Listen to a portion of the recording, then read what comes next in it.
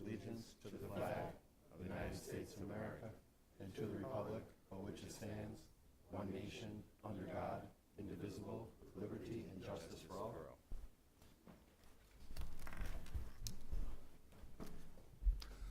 Good evening. Can I get a motion for the approval of the reorganizational meeting agenda? Megan and Katie? Any questions? On the vote? 7-0. First order of business is swearing in of board members, James Smith and Jim Lockhart. If you could please join me up here. I'm gonna get up because it's a little tight.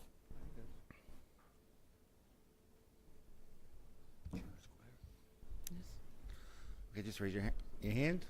I state your name.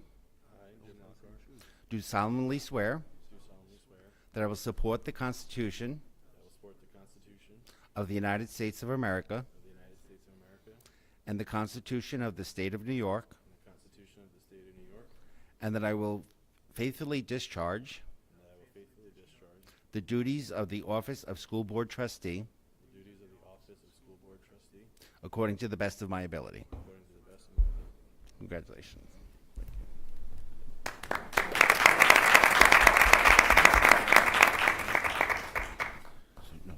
You can go over to Mark. Forget it.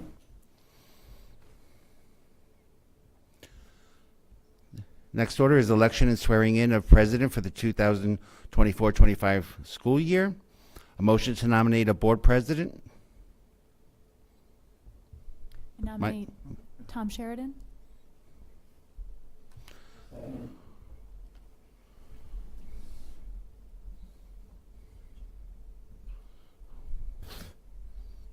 Okay, any other nominations? Okay, all in favor of Tom Sheridan as president? 6-0. 1 abstain. Congratulations, Mr. Sheridan.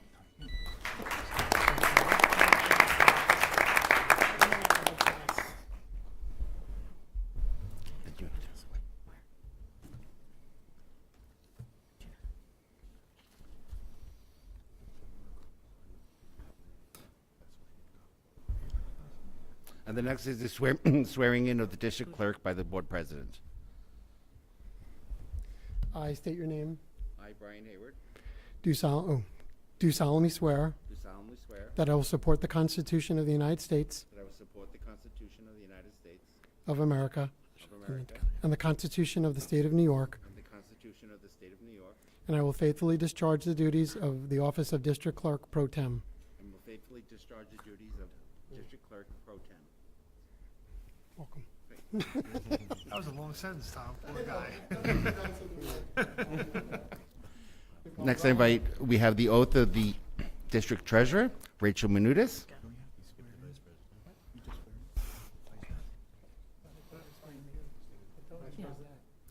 Oh, I'm sorry. I was going to ask that. You okay, Tom? Yeah, no. You sure? Yeah. Hi, this is my first rodeo. Yeah. You scrub the sentence like I do. We're good. What was that? I was joking around. Where I did of America, I forgot that in the sentence. Okay. So now you're president, and I didn't swear you yet. Okay. We're good. It's okay. I state your name. So I didn't know if I actually swore you in. I, Thomas Sheridan, Do solemnly swear do solemnly swear that I will support the Constitution that I will support the Constitution of the United States of America of the United States of America and the Constitution and the Constitution of the State of New York, of the State of New York, and that I will faithfully discharge and that I will faithfully discharge the duties of the office of school board president the duties of the office of the school board president according to the best of my to abilities. the best of my abilities. Great, thank you.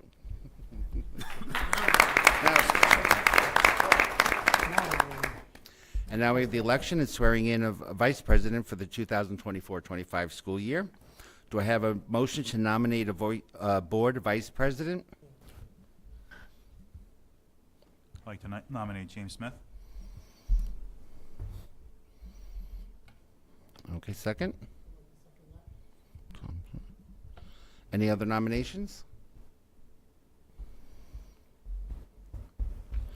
Okay, all in favor of James Smith as Vice President? 6 yes. No? Yes. 0. Abstain, 1. Congratulations. And you had to come back up.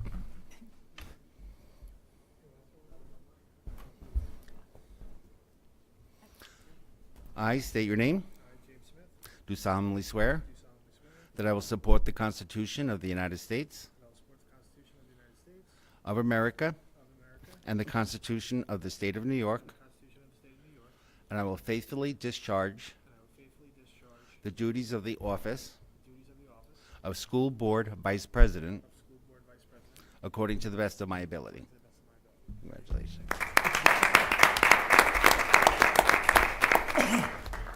Okay, and now we have the district treasurer.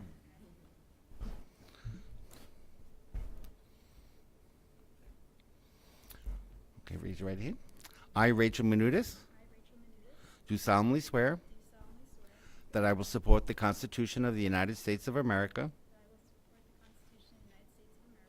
and the Constitution of the State of New York, and that I will faithfully discharge the duties of the office of District Treasurer according to the best of my ability. Congratulations.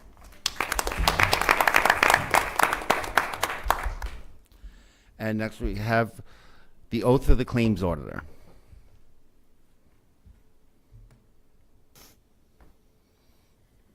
I, Jared Valero, I, Jared Valero, do solemnly swear do solemnly swear that I will support the Constitution of the United States of America that I will support the Constitution of the United States of America and the Constitution of the State of New York, and the Constitution of the State of New York, and that I will faithfully discharge and I will faithfully discharge the duties of the office of claims auditor the duties of the office of claims auditor according to the best of my ability. according to the best of my abilities. Congratulations. Thank you. And now I turn the meeting over to President Sheridan. Okay. Oh, no? Yeah, you're supposed to. Oh. Mr. Sheridan?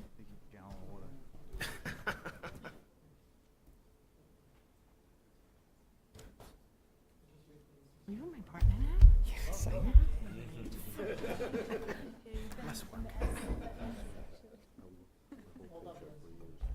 Before you start, we just have you sign the book? The president Who and is? vice president. Jim? Yeah, that's right. Margaret. You know. It was me, it's Tom.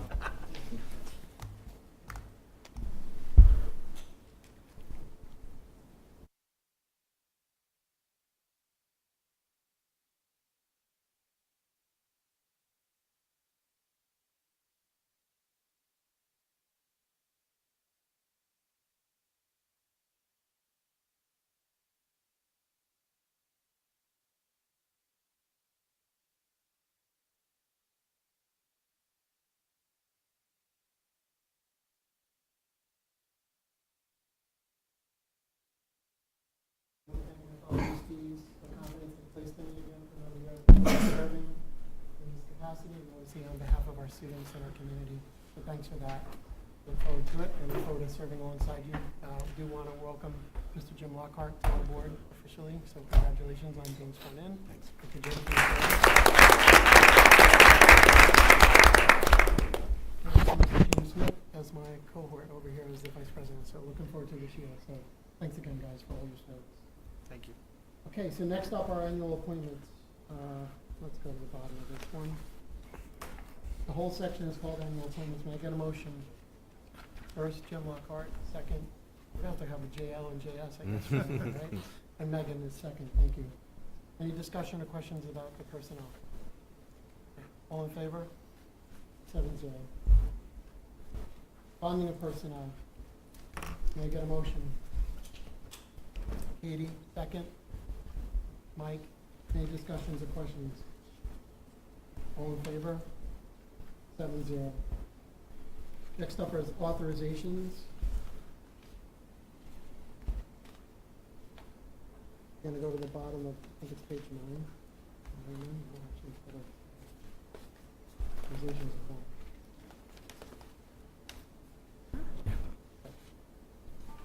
So the sections go from authorizations A through letter V. May I get a motion? First Katie, second Mike. Any discussion or questions? You're taking them as a block? Yes, I'm taking those about Mike. I think the whole section comes together from A through V. Covers, they're all individually marked. 1 second, Tom. What's that? 1 second. Yeah, I'll give them a Right. Okay. We'll hold. Sorry, we're good. No, it's good. Any discussion or questions? Okay to vote? All in favor? 7-0. Next up is designations and approvals. This includes, oh, that's where it is. So, Mr. Haywood, I think Oh, it this is. is, that's where the meeting schedule is. So can I do as amended? Yes. So we're gonna make a change on designations and approvals for the board meeting. We're gonna change our meeting from August 20th through the 27th. So we're gonna do this as amended. So you were right. So this section is called designations and approvals. It goes from letter A through letter I. May I get a motion as amended? Megan, second Jim. Any discussion or questions? All in favor? 7-0. So we'll make a note of that meeting change from. All right, continuing. Next up is actions. Go to the bottom of this one. Okay, all right. So this section covers actions A through letter G. May I get a motion on action? Katie, second Megan. Any discussion or questions? I have a question, Lenny. Are we going to go through which board members are selecting which committees? As part of the discussion of the regular board meeting? This is just establishing the Yeah, we're committees? gonna- Yeah. Okay. Good question. reorg. Yeah, oh, good question. Okay. Good question. Yep, any other thoughts or questions on this section? Okay. All in favor? 7-0. So at this time, we're gonna adjourn our reorganizational meeting for the 2024-2025 school year and convene to our regular public meeting for July 11th, 2024. May I get a motion to adjourn this meeting? Katie, second. Henry?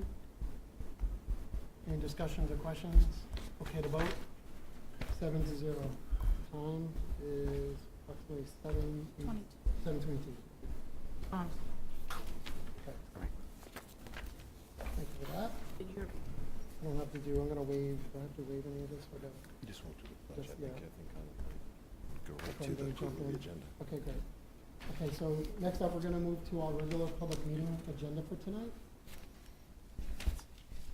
May I get a motion to adopt our approval of agenda tonight? Katie, second. Jim, Al?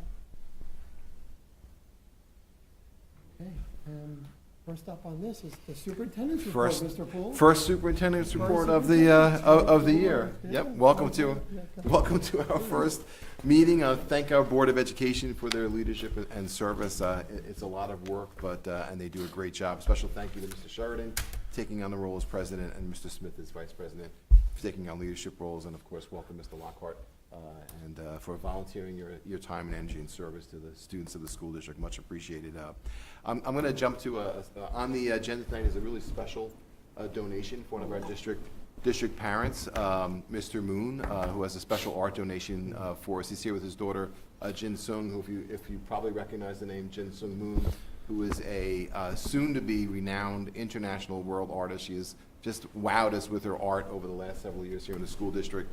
And Mr. Moon is here to present a donation of artwork here to the school district, which we will mount and display proudly in the school Yeah, district. that's terrific. Thank you, Mr. Moon. Welcome, Mr. Moon. Looking forward, yeah, thank you.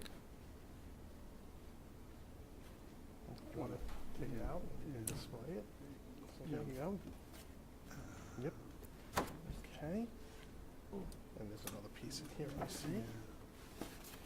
There you go. Is there anything else? We need a flat surface.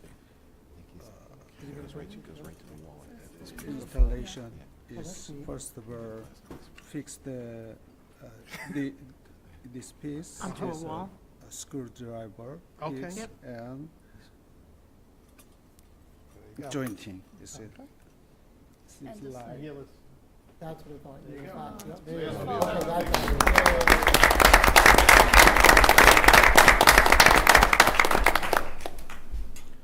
Do we want to get a quick photo? Yeah, we definitely do. You wanna get Oh, that? put it, Yes. putting it. Can we get a, thank you. You know what, actually, if you want to take it. Yeah, maybe we could take it out. Just want to make something. You just put it down, but that's perfect. Can you stand in front? Okay, all right, so I know. Sure.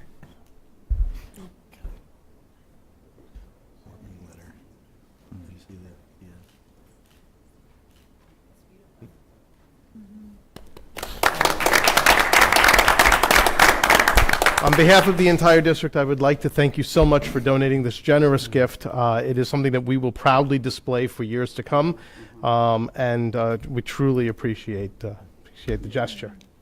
Thank you. Thank you, it's beautiful. Thank you. Beautiful. Once it's all up and see what we've done, so we'll let you know. Okay, thank you. Okay, thank you both so much. thank you. Thank you. Thank you.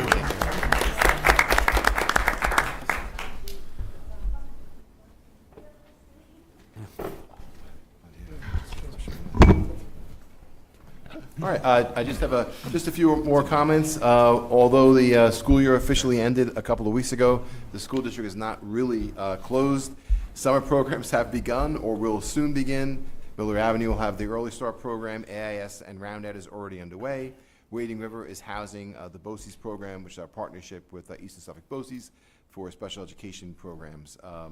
Just a few notes. Our facilities crew has a lot of work planned over the summer at each of our schools. Some of the projects that have been recently completed include renovations to the high school TV studio, which was a former TV studio, which is being brought back as a TV studio for students as part of our media productions at the high school.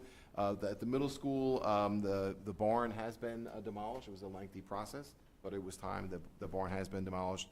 The Wading River, the curtain was replaced on the stage, and finally, the cafeteria tables at Miller Avenue, long overdue. It took a very, very long time to get the product here, but they have been installed in there as well.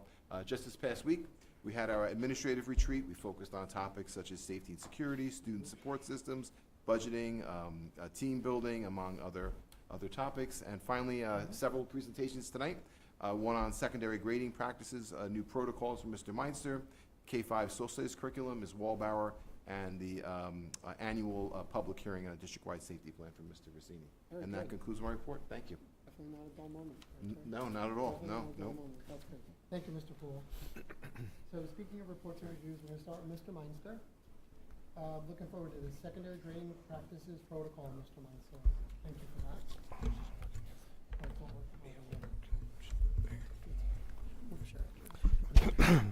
Thank you and good evening. I am very proud to be standing before you this evening to share on behalf of the subcommittee of our Curriculum Development Committee that spent a good amount of time looking through and developing a collaboratively developed secondary grading practices protocol that we are looking to implement for the upcoming school year.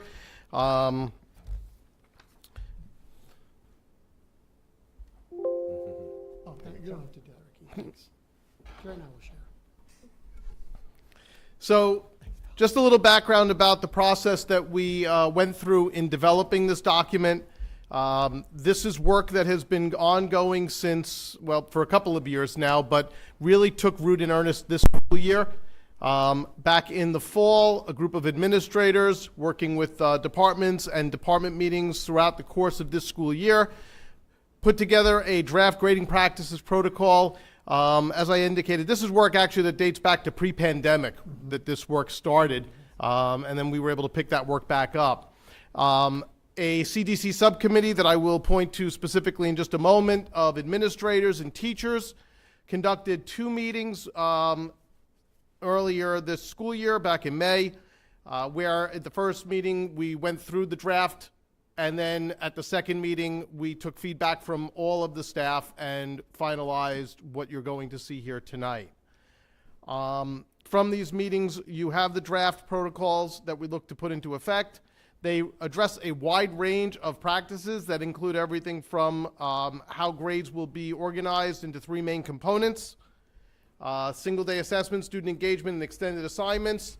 The minimum number of tasks that we are going to be having for each of those categories, well, for the first and last one, for single-day assessments and extended assignments. The weighting of tasks, retaking of assessments, rewriting of assessments, missed assignments, late assignments, extra credit, bonus questions, dropping of grades. These are some of the things that you're going to see as I go through this protocol this evening that have all been addressed to bring a little bit more uniformity to the way in which grading is conducted across the secondary buildings. After incorporating feedback from the full Curriculum Development Committee at our June meeting, the protocol was finalized, and we are here this evening to go through it. So before I get into it, I really do need to take a moment. Well, afterwards, I'll need to take a moment to reformat this slide, but I do have to take a moment to thank specifically those members of the committee who gave their time and a great deal of energy and thought and reflection and debate and discussion. This was not something that was everybody sat down at the table and here was the document and everybody just said, okay, that's great, let's go. These were 2 full days of discussion spent really going back and forth over each of the things you're going to see here to ensure that everybody was really on the same page with how we wanted to go forward, because this is something that will be adhered to by all of our staff as we move forward. So we had Jim Barry over at the high school, him representing the high school math department, Michaela Berg representing our encore classes and courses, Brenna Gilroy from the high school English department, and Mary Heigam as well.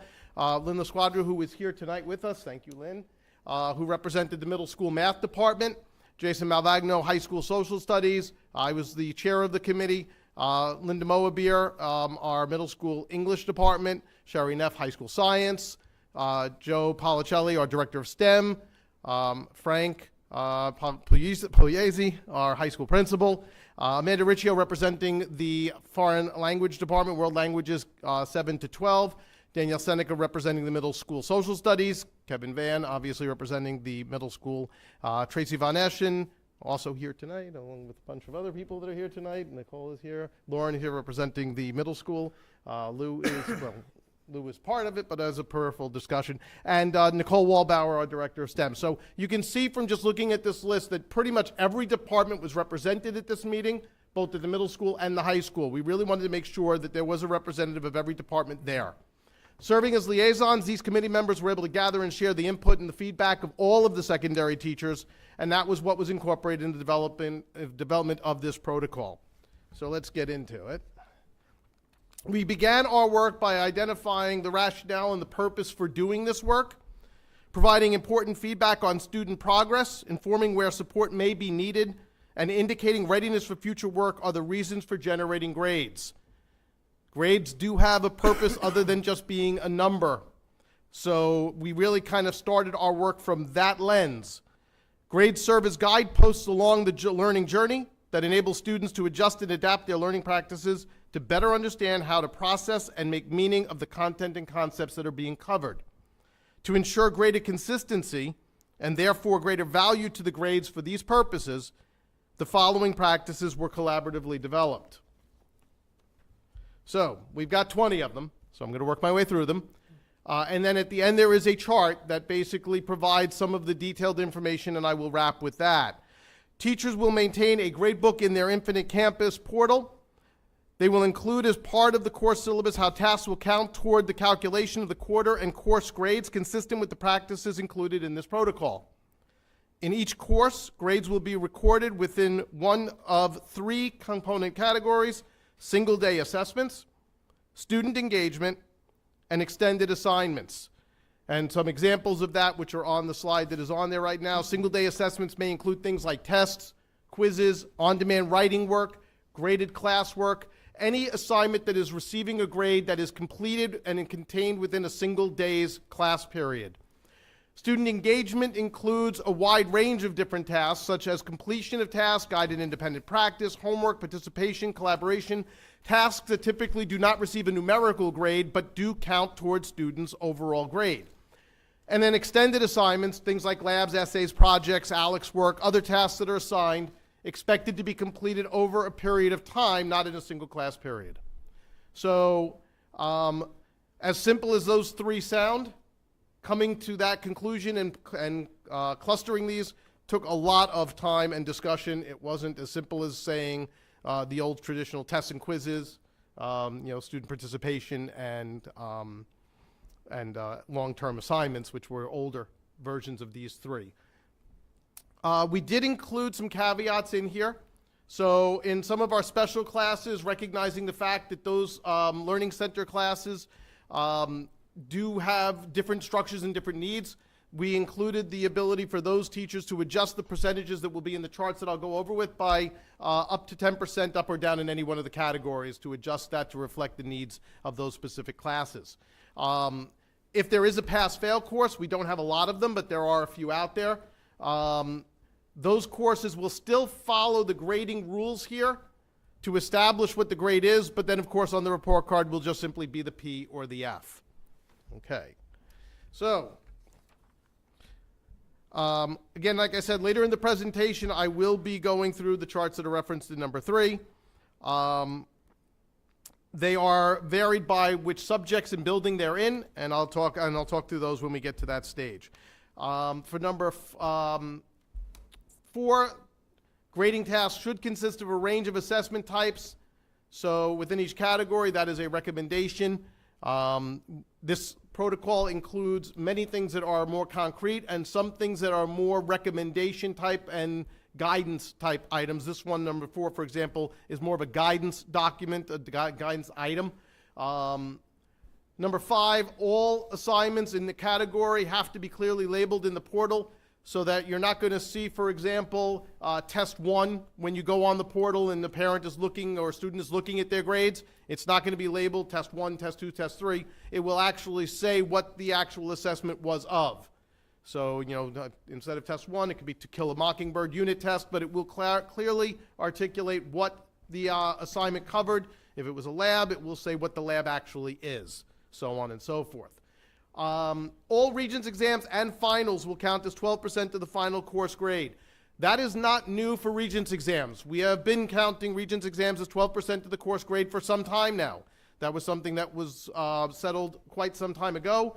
What is added into this is the inclusion of final course grades where they are given as being also a separate from 12% of the course.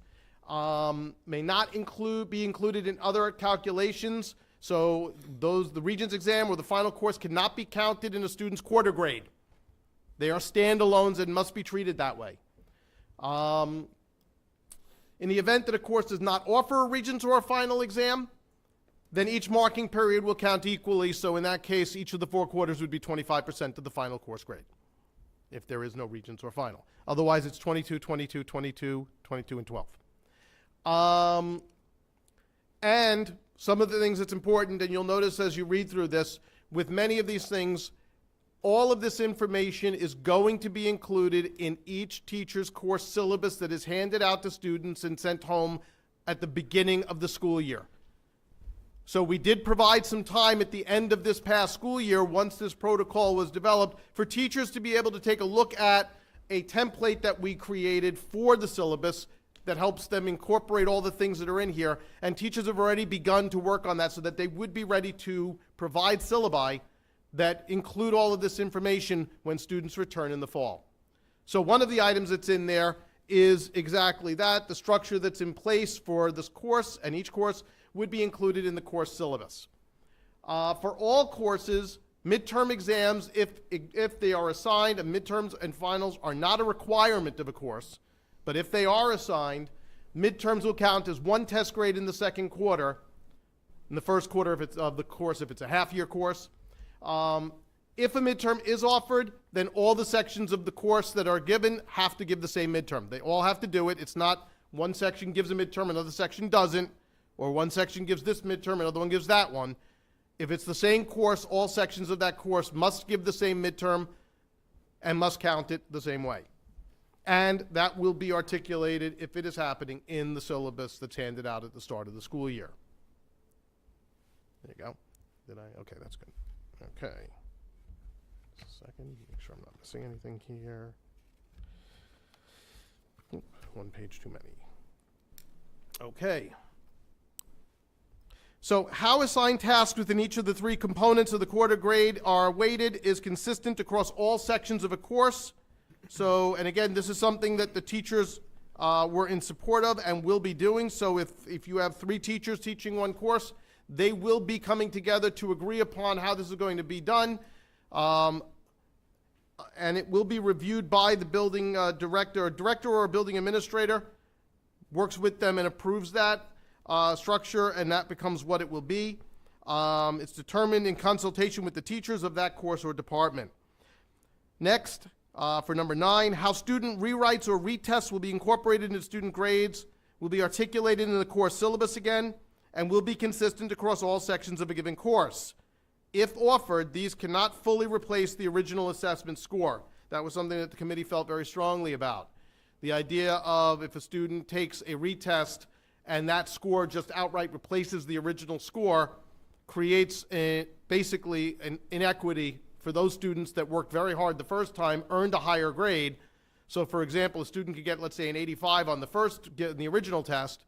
Student that got a 60 could then turn around, take the retest, get a 90, and now they get a 90. Clearly, that is a demotivator for students and basically sends the message that I don't have to take the first test seriously. I could just go and take a retest after I talk to everybody and see how the first test went.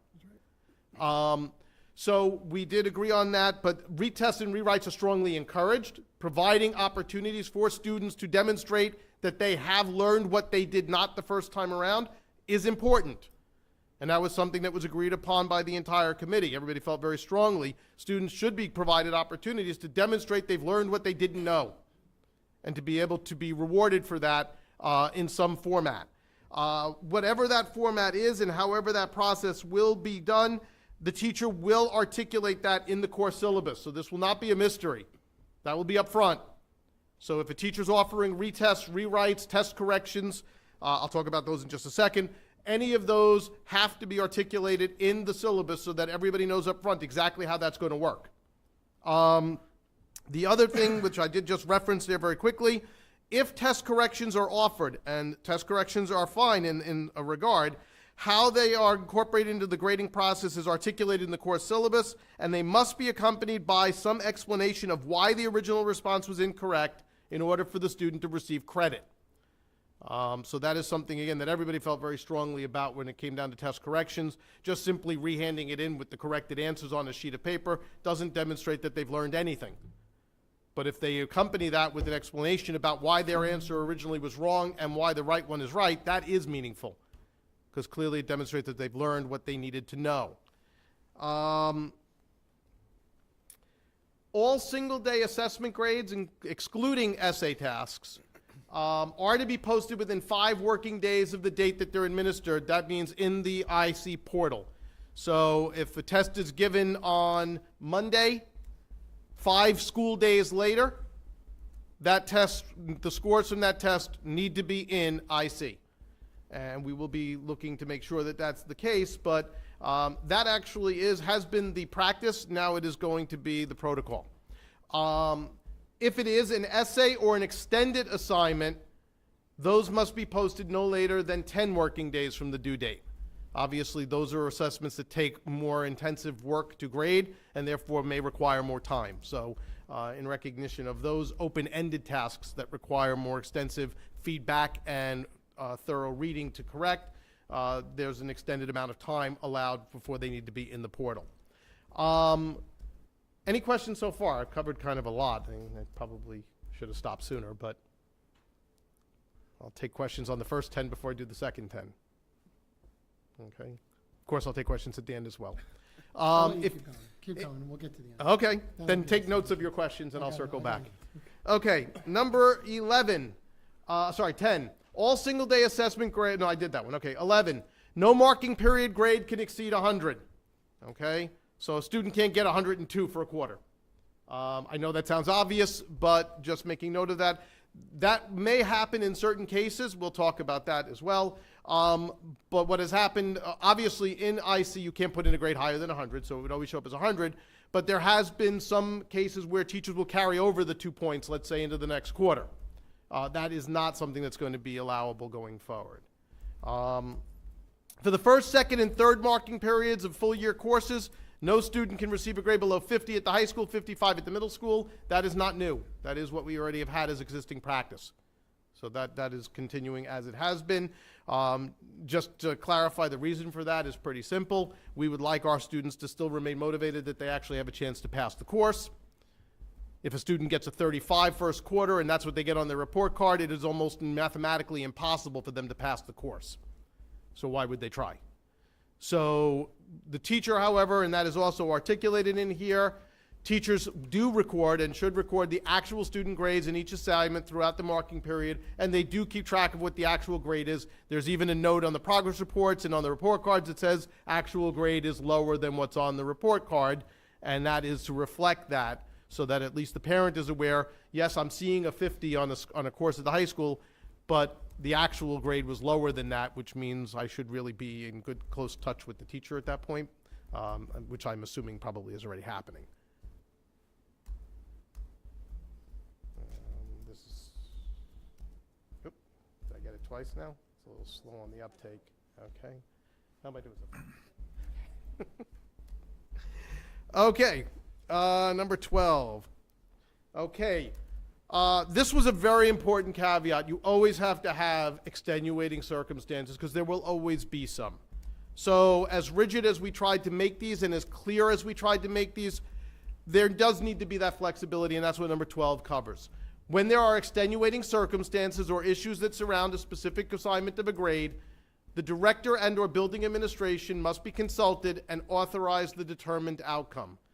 So, we are understanding that there are always things that happen in the life of a student and a family that may have an influence on something that is written in any one of these other 19 items. Number 12 allows the flexibility that when verified and worked through with the building administrator or a department director, we can make exceptions as warranted. So that is there. 13, missing assignments. So there's been a lot of inconsistency in practice for this.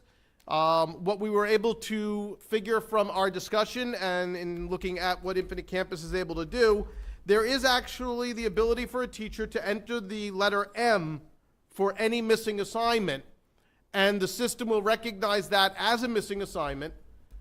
While it is labeled missing because it was late, not handed in, whatever the reason may be, a student was absent, it will count that M as a 0. So the student's grade will reflect the missing grade as a 0. However, by having it as an M, it is pretty clear that it can't stay that way. So that would be an indicator for a parent looking at that, or for a teacher as a reminder that if there's still an M in there, it's got to get changed to a grade at some point. And that's actually articulated in here as well, the timeline for that. So if the missing assignment is due to absence, then the student will have as many days after they return as they were absent in which to get that handed in to have the M converted into a full-on grade as if it was handed in on time. So if a student is out for 3 days, they come back, they have 3 days to get any work that was due at that time, and the M would be converted into a full grade based on whatever the quality of the work handed in is. We'll talk about what happens to late assignments in the next one. But any missing grade will be converted into an actual grade by no later than 2 weeks prior to the end of a marking period, because obviously we would like the opportunity for students and their families to get a more accurate reading of exactly how the student's doing without any M's included to the greatest extent possible. The only exception to that is if the absence or the missing work is for an assignment that was due within 3 weeks of the end of the marking period, then the grade has to be converted back to a grade, but by the end of the marking period. Obviously, you won't have the 2-week window if it's handed in 2 weeks, if they're missing it 2 weeks before the end of the marking period. So that is there as well. Late assignments. Each department is going to designate a consistent practice for accepting and weighting of late assignments by course that will be discussed with and approved by the department director and/or building administration by the conclusion of the prior school year. In other words, how that's going to roll out for each one is decided in this past school year for what's going to happen next year. It's not something, because again, this is going to be, as it says in the next sentence, that practice will be in the syllabus. So that again, everybody will know from day one, when that syllabus gets handed out, how late assignments are going to be recorded, and it will be consistent by course. So that's 14. Students determined to have committed academic misconduct will receive a 0 for any assignment associated with that misconduct. That is nothing new. Okay? Extra credit. So this one, there was a lot of discussion that went on about extra credit. Keeping in mind that the goal of this document is to bring about greater consistency, so that grades from class to class, course to course, section to section, truly mean what they say, so that they are an accurate reflection of how students are performing. Extra credit is something that typically is inconsistent, is a kind word, from place to place, subject to subject, period to period, and teacher to teacher. And there was definitely a recognition of that, and a desire amongst all of the people in the committee to bring some consistency to that. So, so extra credit defined as any academic task that's not expected of all students, that's not expected of all students as part of regular delivery instruction, is not permitted. Okay? In other words, I can't say, okay, student X, you want to get some extra credit, here's something that you can do to get yourself some extra credit. However, providing opportunities for students, okay, well, actually, wait a minute. Something doesn't sound right about that. Right, okay, the example in the piece in there. Extra credit, well, again, extra credit is something that is assigned to an individual student or group of students, but not available to all students. So if there's if the teacher is going to offer something to all students, that's okay. But you can't have it where a student comes up to you and says, I failed the test, is there something I can do to improve my grade? And that student gets a specific assignment that they can do that isn't offered to everybody else. That's something that is not going to be permitted. However, providing opportunities for students to demonstrate mastery of previously covered content is strongly encouraged. So and that was something, again, that was very much uniformly desired, is students should be provided and should be encouraged to take advantage of opportunities to demonstrate that they've learned what they didn't. Kind of talked about that before. Also, separate from that, enrichment work not used to enhance an existing grade and offered to all students is also encouraged. The idea of providing all students an opportunity to do some enrichment work, absolutely, something that we feel strongly. If students want to do something above and beyond, but it needs to be available to all students. Just a quick question on that. Yep. When you say available to all students, so the teacher can assign an extra credit that anyone in the class could take advantage of. If certain students take advantage and certain students do not, can the students who do the extra credit still get that? Yes. It's available to all students. That's the key part. Okay. I guess the word expected was what it was. That is Yeah. not expected of all students. Is what kind of threw me off. Where's the expected? Still under 16. Extra credit. Yeah, I think what Mike's saying, Provided. Oh, that it's not expected of all students. it's not expected. Right. Extra credit defined as any academic task not expected of all students. Right. In other words, that means that if it's something that's only given to certain students, that's what that means. Some students do not have to perform the extra credit task. The teacher has to No. make it available and put that out there for all students. That's what that means. It's about access. Okay. Right. And I'll be quite honest with you, within the development of this document, do I agree 100% with everything that's in here? It was a compromise. There were a lot of things back and forth with this. And there were, on all of these items, there were some people that felt different ways about that. This is a document that truly reflects a consensus and a lot of back and forth and conversation.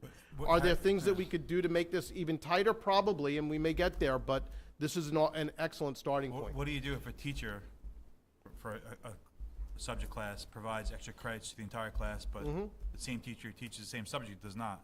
Now you still have the That's something that we will be working on this year, because that's something that should not happen, but we did not get that far in this, incorporating that into this particular item. While you're on this page, can I ask a Yeah. question about 13? Mhm. I just want to better understand the spirit of 13. So missing assignments, does that include digital assignments?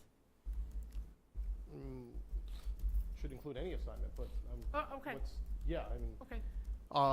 we didn't get into, an assignment is an assignment. So if If the it's due student's and it's out, not handed in, yeah, I didn't know if it was about the having access to the physical material, or if it was just about the student missing a day. it's about the student missing a day. And again, if you notice, it's about, if the assignment is due to absence, the student will have the same number of days. So in other words, if the student is out, whatever the reason, and again, we could come back to this and circle back later to talk about excused versus unexcused absences and whether we should count that. For now, the committee basically reached a consensus that any absence would Okay. trigger this. The point is that if a student misses an assignment and they are in school, this does not apply. So if I'm in school and I don't turn in an assignment when it's due, I don't get an extra day because I didn't turn it in to turn it in. That's the only reason for the absence piece in there. I also have a question about 13, so. Yep. You had made mention of, if a parent wants to go into Infinite Campus and Mhm. take a look for M's,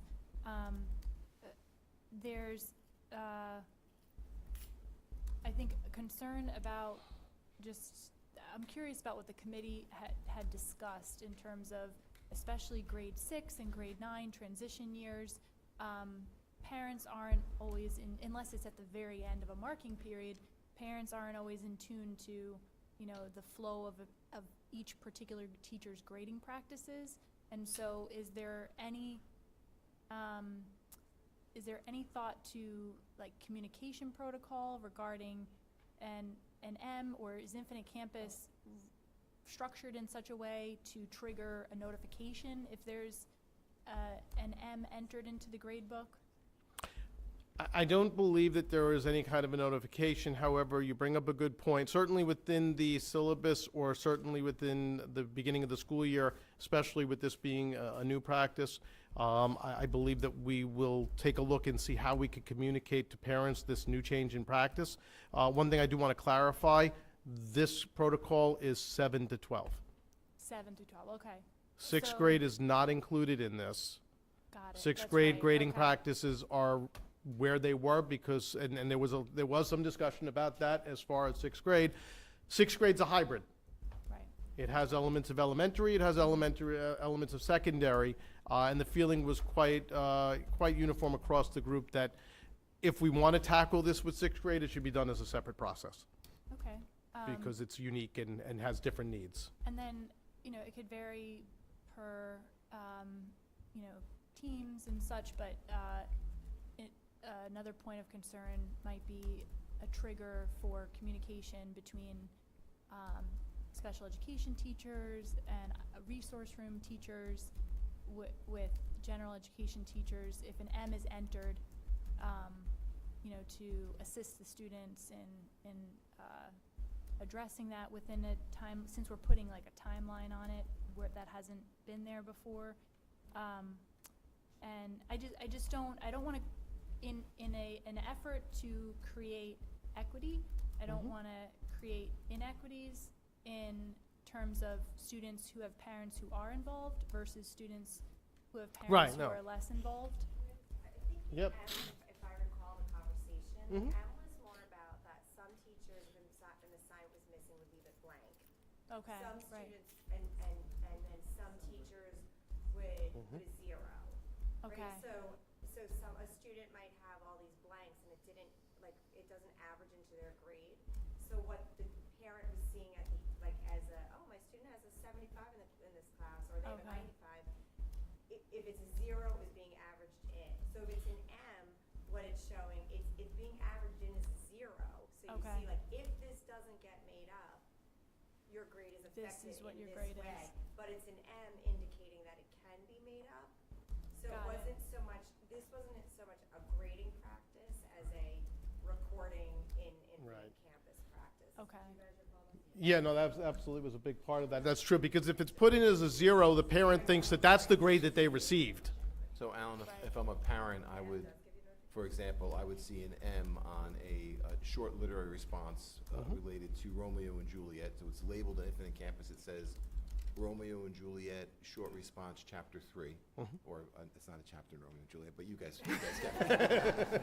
And then there would either be there's either going to be a grade in there, or it's going to be an M in there. And if the parent sees it, they're going to know, oh, my child did not hand in the short response for Romeo and Juliet in And there. I think it indicates that it's still able to be made up. Right. Like, there are. An M means it can be Yes, made if it's Right. zero, it could be a real 0.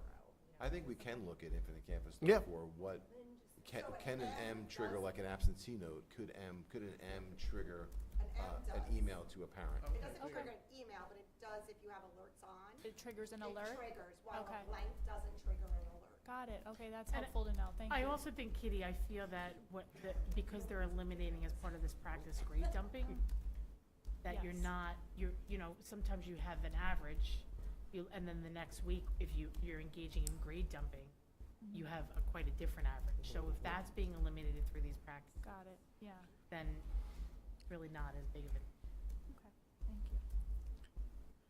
I also had a question about enrichment work.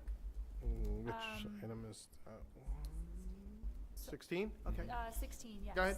Um, I was curious about the committee's thought process on incentivizing students who might be driven to complete enrichment in order to enhance their grade, and how does a student get incentivized to complete enrichment? I mean, quite Just often, 'cause they're quite often, interested in quite doing often it? the purpose of giving enrichment work is that you've got students that want to take on additional challenge. They may not be challenged by the work that's going on in the classroom. It tends to come more out, and feel free to jump in, but it tends to come more out of the competitive nature of some of the more high-performing students to want to So be would it able be to a show replacement? off to their peers. It's not, Okay. not a grade. Right, so would it be like, would the enrichment work be an opportunity for a challenge in lieu of an academic task? No. Okay, No, this is literally enrichment work above and beyond for students that want the extra challenge. What was the past The fact practice? that we're encouraging it. We haven't had one. No, I'm saying, did teachers provide additional grades for kids who performed in enrichment? That went above and Not beyond? that I'm aware of. Okay. But again, that's the whole point, is that there's been no real consistency about that at all. So if teachers were doing that, they were doing it on their own, which was not a negative thing, but there was no guidelines on it. So it would be, so that's something very inconsistent. Some teachers may have been doing something like that, others may not have been. And others may not even be aware that other teachers are doing that. That's part of what we're trying to kind of look at here. We want to maintain all of these practices, but bring a structure to them, is what we're trying to do with this document here. And to try to clarify as many things as we could possibly think of as a group. We just kept throwing stuff out there that dealt with anything about the teachers in the room's grading practices. And every time somebody brought up, well, I do this or I do that, that sparked the conversation as to, okay, is that something that we believe everybody, because it's either everybody does it or nobody does it. So for every single one of those practices that came up, we would attack the issue. What's the most consistent and fair way to make sure that we are, and constantly bringing it back to, what are grades for? They're for evaluating how well students are performing against what they are trying to learn. So that was always the bar. And every decision that's in here kind of is designed to reflect, how do we make sure that the way we are gauging student progress is consistent? So that we're looking at apples to apples when we take a look at how are our students performing in Algebra 1. It shouldn't matter which teacher's classroom I look in as far as to expect that the grades in one section are going to be radically different than the other because of the practices that that person had. Good, bad, or indifferent. Just the inconsistencies. So I will say, and it was remarkable in the group, we had very strong personalities in that group who had very strong opinions about a lot of these topics. And we had a lot of really deep and back and forth conversations. And we actually were able to reach consensus on all of these, which is quite an ask. But is it perfect? No. Alan, can I ask another question on Sure. 16? Yeah. So, if an assignment is about reporting about a country around 4 dimensions, Okay. could an extra credit assignment be to add 2 more dimensions to that? Everybody has the opportunity to add 2 more categories to their assignment and get actual credit on their project? I mean, I guess That's what I'm The- trying to guess. I'm a little stu- the I'm- logical counter to that is, then why wouldn't you ask for all 6 in the first place? No, you But could. maybe you say credit will be awarded if you get 4 of the 6 right. So my clarifying question is like, extra credit is not permitted, full stop. You can't offer it to everybody, it doesn't matter, it's not permitted. Oh, we said before. Right, but that's Or- how it's written. So, which No, is- I thought what he said was extra credit can be offered, but it's gotta be offered to everyone, Right. whoever takes advantage of That's it. where we came out. That's No, what I but understood, but right? Yeah, again, is it yeah, worth and I may need to go back and 20%? clarify that sentence then, because it does seem that Right. the sentence itself Your is creating. sentence all I'm is, saying. your sentence Yep. is a double negative, I think. So, yeah, you know what, we'll go back and we'll just take a quick look at that. I definitely understand exactly where you're coming from. We don't have an answer? I will work on rewriting the sentence Yep. to more clearly reflect what we're saying and clearly not print it. But I'm sorry, can the assignment be worth 120% if they engage in the enrichment, or it can't be? It's only, every assignment's worth 100. So now you're getting into some of the gray that we tried to stay away from, because we wanted to leave a little bit of flexibility for teachers to be able to get into that until we got a better handle on this and then revisit it. So for right now, we really did not come out with a specific answer to that. If you feel strongly that it's something that we need to have, I will have to go back to the committee and we will do that. I just think the room for interpretation may result in people trying to follow the practices, but in different ways. So I think that if the spirit of that is about access, then you can allow for 120% if it's offered to all students. If it's not about access, I then, believe that's the spirit of what we came away with. okay. So maybe I don't it's know what it- versus enrichment, what Alan, we're I think- talking about? That's exactly right, I think that is right, Katie. You What- have a different. What did you say? Feel free Say to it chime again. in, Is it- because this was a committee thing. Is differentiation versus enrichment what we're really having a conversation about? Okay. I thought no extra credit ever. Oh, okay. That's why. Yeah, so maybe I actually should get to that. So I am being corrected, and to the fact that this is what it says, and that's because of what's on number 17, which I haven't gotten to yet. Okay. So extra credit actually as something that you're putting in simply to give that is not permitted, so there is no extra credit, Oh, okay. okay? And that was the consensus of the group, and thank you for correcting me, and please, don't hesitate, I know you guys are. So we were right in saying no. Is there, Right. is there a, Yeah, but that, Well, Is there's there a a fee- hold on just a second before it gets that, go ahead. is there, and I know you have a couple more points, but is there not a fear, but are we anticipating maybe, student grades to go down? Because there are a lot of students that are We had a lot of going extra conversation credit, about doing that. rewrites. Are we gonna see maybe performance not as high? We had questions about that, but again, there are multiple means by which a student Yeah. that isn't performing as well as they could be can go back and improve their performance. They're just different than some of the ways that have been out there up until now, and the reason for that difference is the feeling amongst the entire group that they are less effective ways of gauging whether or not the students have learned what was covered than retests, rewrites, and one of the other things that's in here is number 17, which is bonus questions. So this may kind of go to that a little bit. This kind of goes to that thing of, can you have have some extra questions on there that are enrichment? So we did treat that as something different than extra credit. The idea that there are some teachers that may have like question 21 on a 20-question test, question 22. So there are a couple of what are technically bonus questions, which are really designed to be challenge questions. So that you can still get 100 on the assignment without having to do those questions, but something that a teacher would want to know who can do that extra bit. And to give those students that want that extra challenge the opportunity to demonstrate their knowledge. So whether or not a student is able to challenge bonus questions will be determined by course prior to the start of each year. We left that open to the teachers, but it needs to be agreed on and in the syllabus up front. So So- how do you do like responsive assessment in that environment? What do you mean? Like if you have to preset bonus test questions, how do you respond, how do you be responsive in terms of how your specific students are going to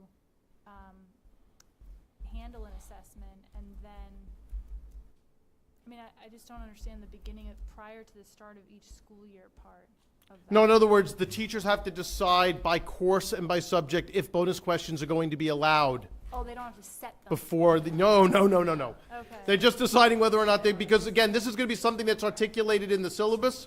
Okay. So the teachers that are going to be teaching that course before the end of the year have to agree, we're going to do bonus questions in Algebra 1 or we're not going to do bonus single questions in teacher. Algebra 1. Every single teacher. Every teacher's got it, it's got to be consistent. Okay. Everything here is consistent by course, so that it doesn't matter which section I'm in or who I've got as my teacher, the practices are the same. But maybe not extra credit. Extra credit is not permitted as an extra, where we're just going to give a separate assignment from the actual assignment, just so the student can get extra points. Alan, I have a recommendation. Yep, When I look at number 16, yep, I think what the teachers and the committee was trying to do, if you go back to number 9, yep, where it talks about additionally in the second half of that, test corrections will only increase the initial assessment grade when connected with an explanation. Correct. The way I understand this is, a test is given, usually a child would go up to a teacher and say, I did poorly on this test. Correct. How do I get extra credit? That's the example I think all of us are thinking. So in our minds, we're thinking, oh gosh, you're now not offering extra credit. That's really not what you're saying. You're saying if the student goes and does test corrections, this is what I'm understanding, that could potentially increase their grade by explaining, am I getting that right? So number There's 9 two parts, though. replaces. There's two parts. Sometimes a teacher will Yep. provide an additional task for extra True. credit. True. Not related to any type of test. Oh, okay, got it, all right. Just in and general. that's what the committee uniformly It's going away. said we don't want to do anymore. Understood. And that was actually unanimous. That was actually one of the things where there wasn't any need for further discussion. I got it. That This is was not consistent. unanimous amongst the I can entire imagine group. why. I understand. Because I So- can, sorry, Alan. Sorry, go ahead. Rewrites and test corrections are based on course. Yeah, that makes sense. So if a student takes the initiative to come back and say, I did poorly on this exam, I'm looking to better my grade. If I make test corrections will be made clear to them, they make test corrections and explain why they got it wrong, or they're able to articulate what they didn't, or you get where Right. I'm going. Able to articulate to a teacher their mastery now of that subject, they're able to get a better grade, Correct. which will be counted, right? Or it That won't would be go averaged. in, Is yeah, it that would, averaged? that would improve the original grade. Got it, so it's averaged. Is that right? It can be averaged, it can be, well, if it's a test correction, it would be added to. They'd have to, the teachers, and not actually in that part, Yep. the teacher needs to articulate up front exactly how those will be counted. Okay. That is actually in there. So, in that same item there, the process for how retests, rewrites will be incorporated in a student's grade must be articulated and will be consistent across all sections of a given course and reflected in the course syllabus. I think that we actually, I'm noticing in your comment here, that seems to exclude test corrections in that, because it comes after. So I So might I'm have to just just thinking somehow reword it to just put to it so that the test reformat corrections are those- included in that as It well. has to be You know number what I'm 9. saying. Has- Yeah, I think you got it, yeah. Okay, cool. And All right, thanks, Alan. are bonus test questions just another Not way of always. saying enrichment always. work now? Can't you- Okay. Usually it's Test corrections are really seeking mastery Right. of a previously learned task, and I think the extra credit is That's in, it's, sort of like enrichment, like you said, like maybe. Well, not test corrections, the 17, the bonus test right, bonus questions. test questions are challenge questions. But not Teachers enrichment. only putting on extra questions on the test if they are things that are not technically testable. What's that? Right? When students will be able to challenge bonus questions. Well, it says challenge bonus questions, but Or enrichment work. there's a connotation there. so we'll work on changing the language? Yeah. I also think the last sentence in 18 is very important. We didn't get there yet. Yeah, I haven't gotten there yet. Everybody has common question. Yeah, Now, we did build in other things too, but the issue with that also is that not everybody does that, but. Alan, can I just ask a question for, Yep. so nothing stops the teacher. I did 2 weeks on simplifying equations. The entire class did not do well. I thought they all got it, but they didn't get it. I'm gonna go back and spend another week on simplifying equations, and I wanna retest the class, even though I hadn't planned to retest the class 18, on yeah. simplifying equations. Yes. Interesting. can I may have, exist. we may have to That's look at number that. That, 18. that's I mean, it actually, should. that, well, but 18's very specific, but I think we may need to broaden Well, I don't know 18. if you're gonna drop the grade per se. I'm not, No, no, there's not no drop the dropping of grade. You're gonna but retest you it wanna and- retest, it's a critical skill, you wanna retest the Just that class. you're doing the whole, as The long whole as- class. yeah, It's the and not same just thing as the bottom class, of it has to be 18. the whole course. It's the same thing as the bottom of 18, but not quarterly, I think that we would be just go back to replacing. the. which is what the quarterly, no, that's what he's saying, is that you basically, the whole class bonded, you give them a new test and the No, new but test. he's not saying Yeah, I to think there's replace an the average grade, of he's two. saying just add. Right, I'm saying I'm gonna offer an unplanned exam because I'm the classroom teacher, I own. Well, then you're giving a class-wide I also own the retest. student's failure, right? The That's what you're students, doing. Right, we're in this together. That's fine. They have to get, okay. And Yeah. then the question, Alan, is, nobody can get a, so none of the grades at the end of a quarter or a course can be higher than 100, right? So if I'm getting bonus questions, just a point of clarification, if I had an 80, let's say there's only 2 grades in a quarter. Yep. I got an 80, and then I did the bonus questions, and I got 120. The 120 and the 80 are gonna average to 100, right? Right. Okay, so if I got 100 on the first test, and I did the Yeah. bonus questions, and I got 120, the 100 and 120 will be marked in the grade book, but the quarterly average will not be higher than 100. Correct, Okay, correct. I just wanted to make sure Okay. that was clear. You got it. Yes, then that was the point, is that it, what? No. But then the 20 No, there's no carrying the extra points. That actually, I said that before. I do, so you haven't discussed it? Each quarter is a offered reset. it to be fair and equal, but if I get the question right, I don't get any credit for it. There was a bunch of discussion on that, and the consensus that went on that one was that quarter is now closed, the next quarter starts again, and the student needs to earn their way back to 100. They don't get, extra points, because that would be, again, an unlevel playing field with their peers. We don't, the consensus and through the discussion was, it's not something that generates a real problem.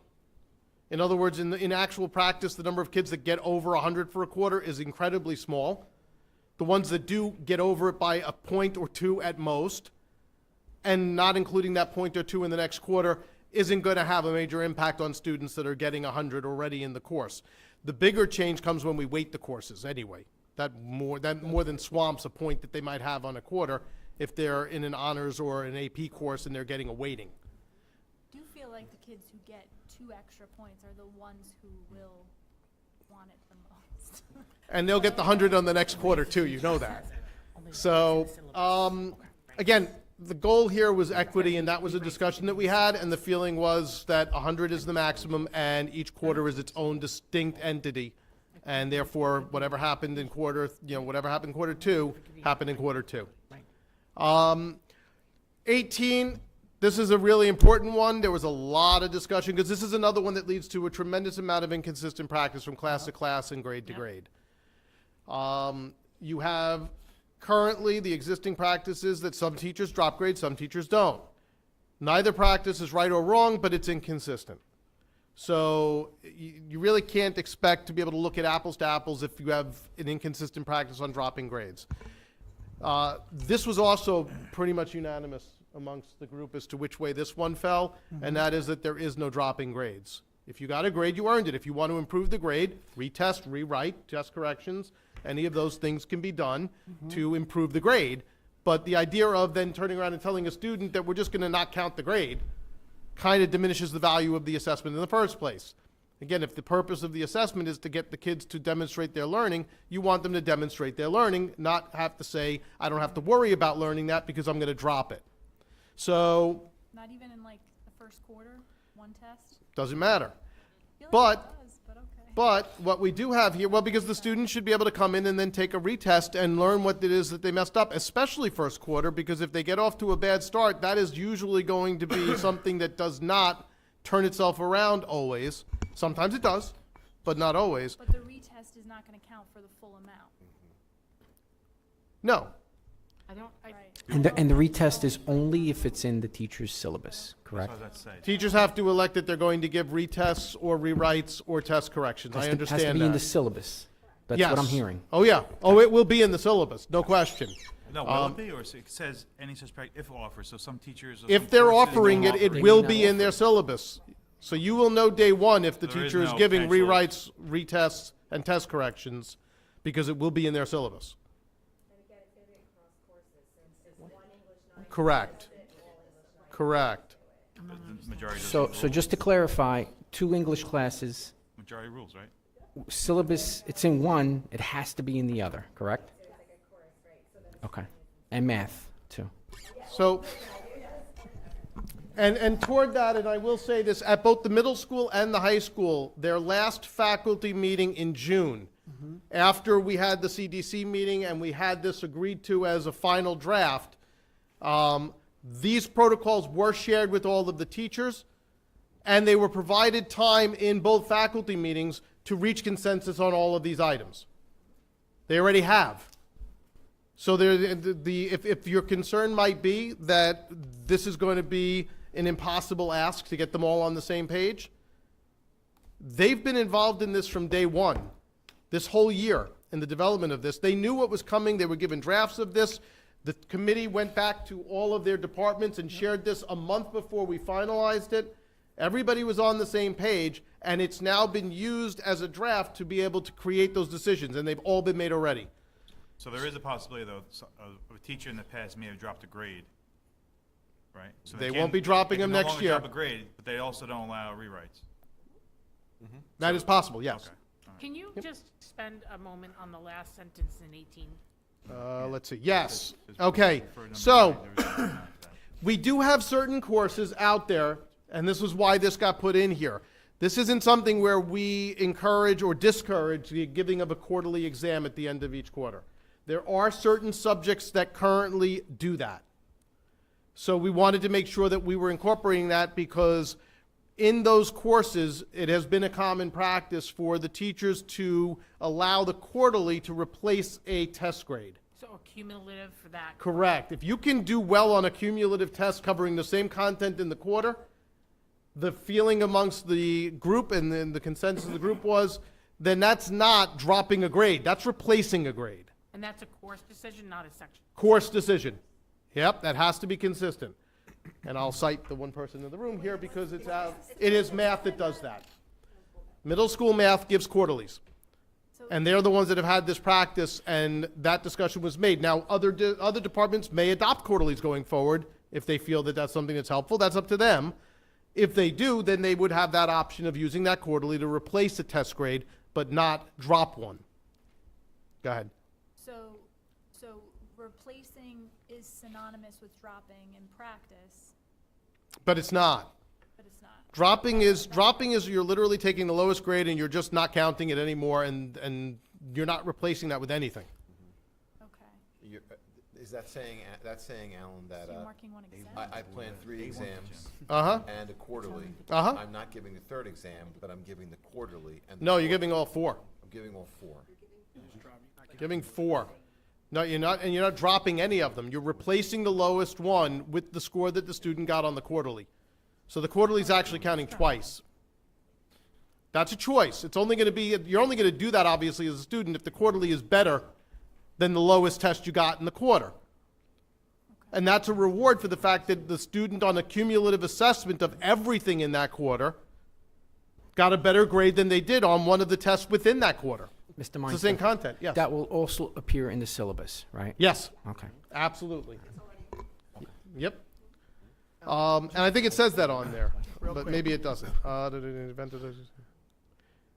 But yes, is the answer to that question. For number 12, Yes. can you give an example of 12. extenuating circumstances and how that would impact, number 9? And the simple answer is no, but I can try to think of one. Anybody want to come up with an extenuating circumstance they can think of off the top of their head? Where Well, we need I to- can give you an example. I just was curious, because I mean, there's We put that there's in some there gray because area. you don't know what you don't know. Well, I'll give you a very example. Go I have ahead. 3 of my children are on 504s. For Okay. Type 1 diabetes. And Okay. there's certain circumstances that they cannot take tests under. Right, High blood sugars, low blood sugars. perfect. They may be in a situation where the teacher's not aware. They're taking a test. Maybe the blood sugar's at 400. Right, It's going to skew their ability to concentrate and take that test accurately. They get a low grade. yep, How is that applied and how is that addressed? that applies to this. No, I understand, but in what circumstance? Is it a retest and a regrade? That would be exactly this. The building administrator is consulted and authorized the determined outcome. They would have to decide what is a fair alternative to replace that grade. Okay, so it could be one or the other. It doesn't. It could be anything at that point. It doesn't have to follow the rest of the rules at that point. That's why it's an extenuating Yeah, I circumstance. think So if you have a special case like that, that's exactly what 12 is in there for.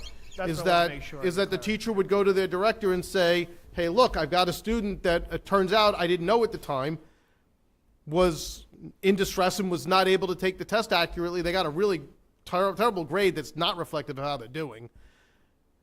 How can we make sure that we get the student the right grade? What are we going to do? And the two of them would decide together, and then the director or the building administrator would approve it, and that would be implemented.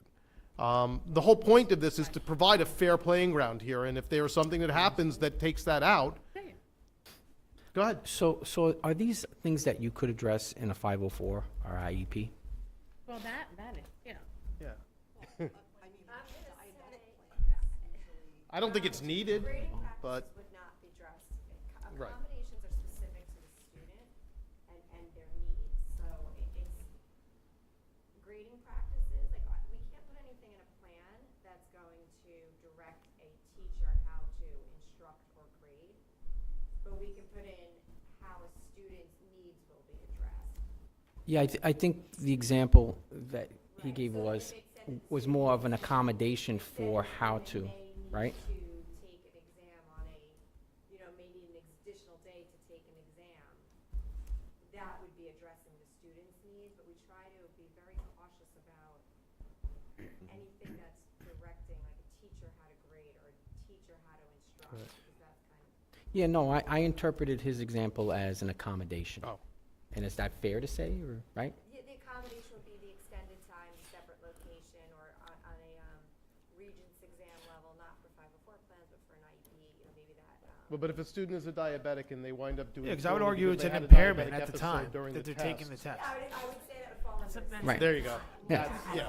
I think that's a fair question, right? Yeah, That's, no, I think it would just fall under the extended time, which is exactly what I'm saying. I think. Well, I mean, at that rate, Ms. Von Eschen, you would have to retake the test, because if, let's say, Yeah. for example, they're under an impairment because of their sugar levels, they get a really low grade.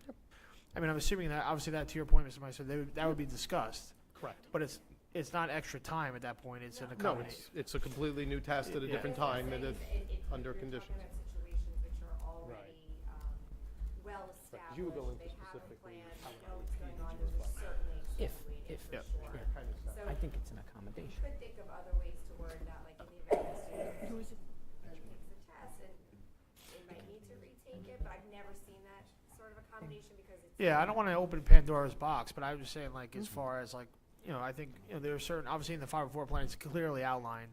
I just wanted to kind of see how it tied I think into. it's so well defined in Yeah. the plans that the condition is pre-existing, that it certainly falls under But extenuating. but I think my point would be, if there was something, whether it's in a 504, if there was something where a student had an issue, whatever the issue was, that was extenuating, that's the point to 12, is that the teacher would sit down with the building administrator or a district department head and would say, this was, or even the student could initiate it through guidance probably, but somebody would have the conversation with an administrator, either in the department or the building, to say, there was something that happened here, it's an extenuating circumstance, how do we want to handle it so that we can be fair about the assessment of the student? That's it, and then that would be determined. And to your point, Alan, because it could be something that we didn't know was pre-existing actually, so we want to make sure, you know what I mean? I think that's where that extenuating circumstance comes in. Well, and that's what I'm trying to avoid, like, again, going back to, like, more than likely it falls on the parents. So we get, going into their portal, we see, hey, why is your grade so low? For us, based on experience, like, if I take my 3 kids and put them side by side, one is like, I mean, I'll be fair to him, but he has no idea what's going on. One is on top of everything. So you can say, like, you know what, like, for the one that doesn't really know what's going on, like, in the 504 plan, does it need to be outlined based on these criteria that the teachers are asking, based on the fact they know, prior to the test, like, where are your sugar levels? Is that a requirement? I mean, because I look at every kid is different in how they manage those things. And so to sit through a test and think it's okay to sit through when you're, 400 blood sugar level and get a low grade, you may not know any. Yeah. I think a fair accommodation that if the student would be excused from the test on that day, I've seen accommodations like that. And if they're older, if they're young, we're going to handle it differently. But if we're talking about middle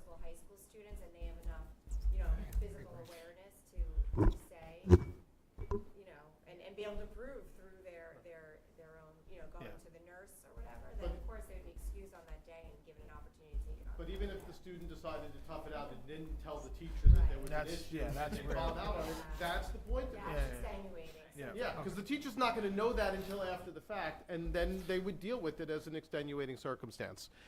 That's a great question.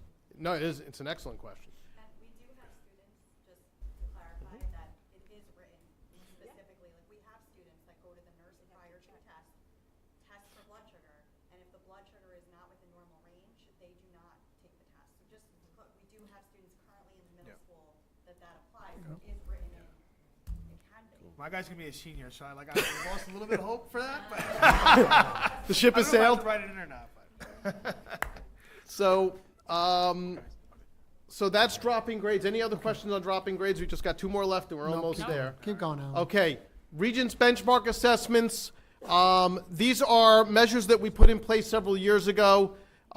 We've been a little bit wishy-washy up until now on how we've counted them, what we've done with them.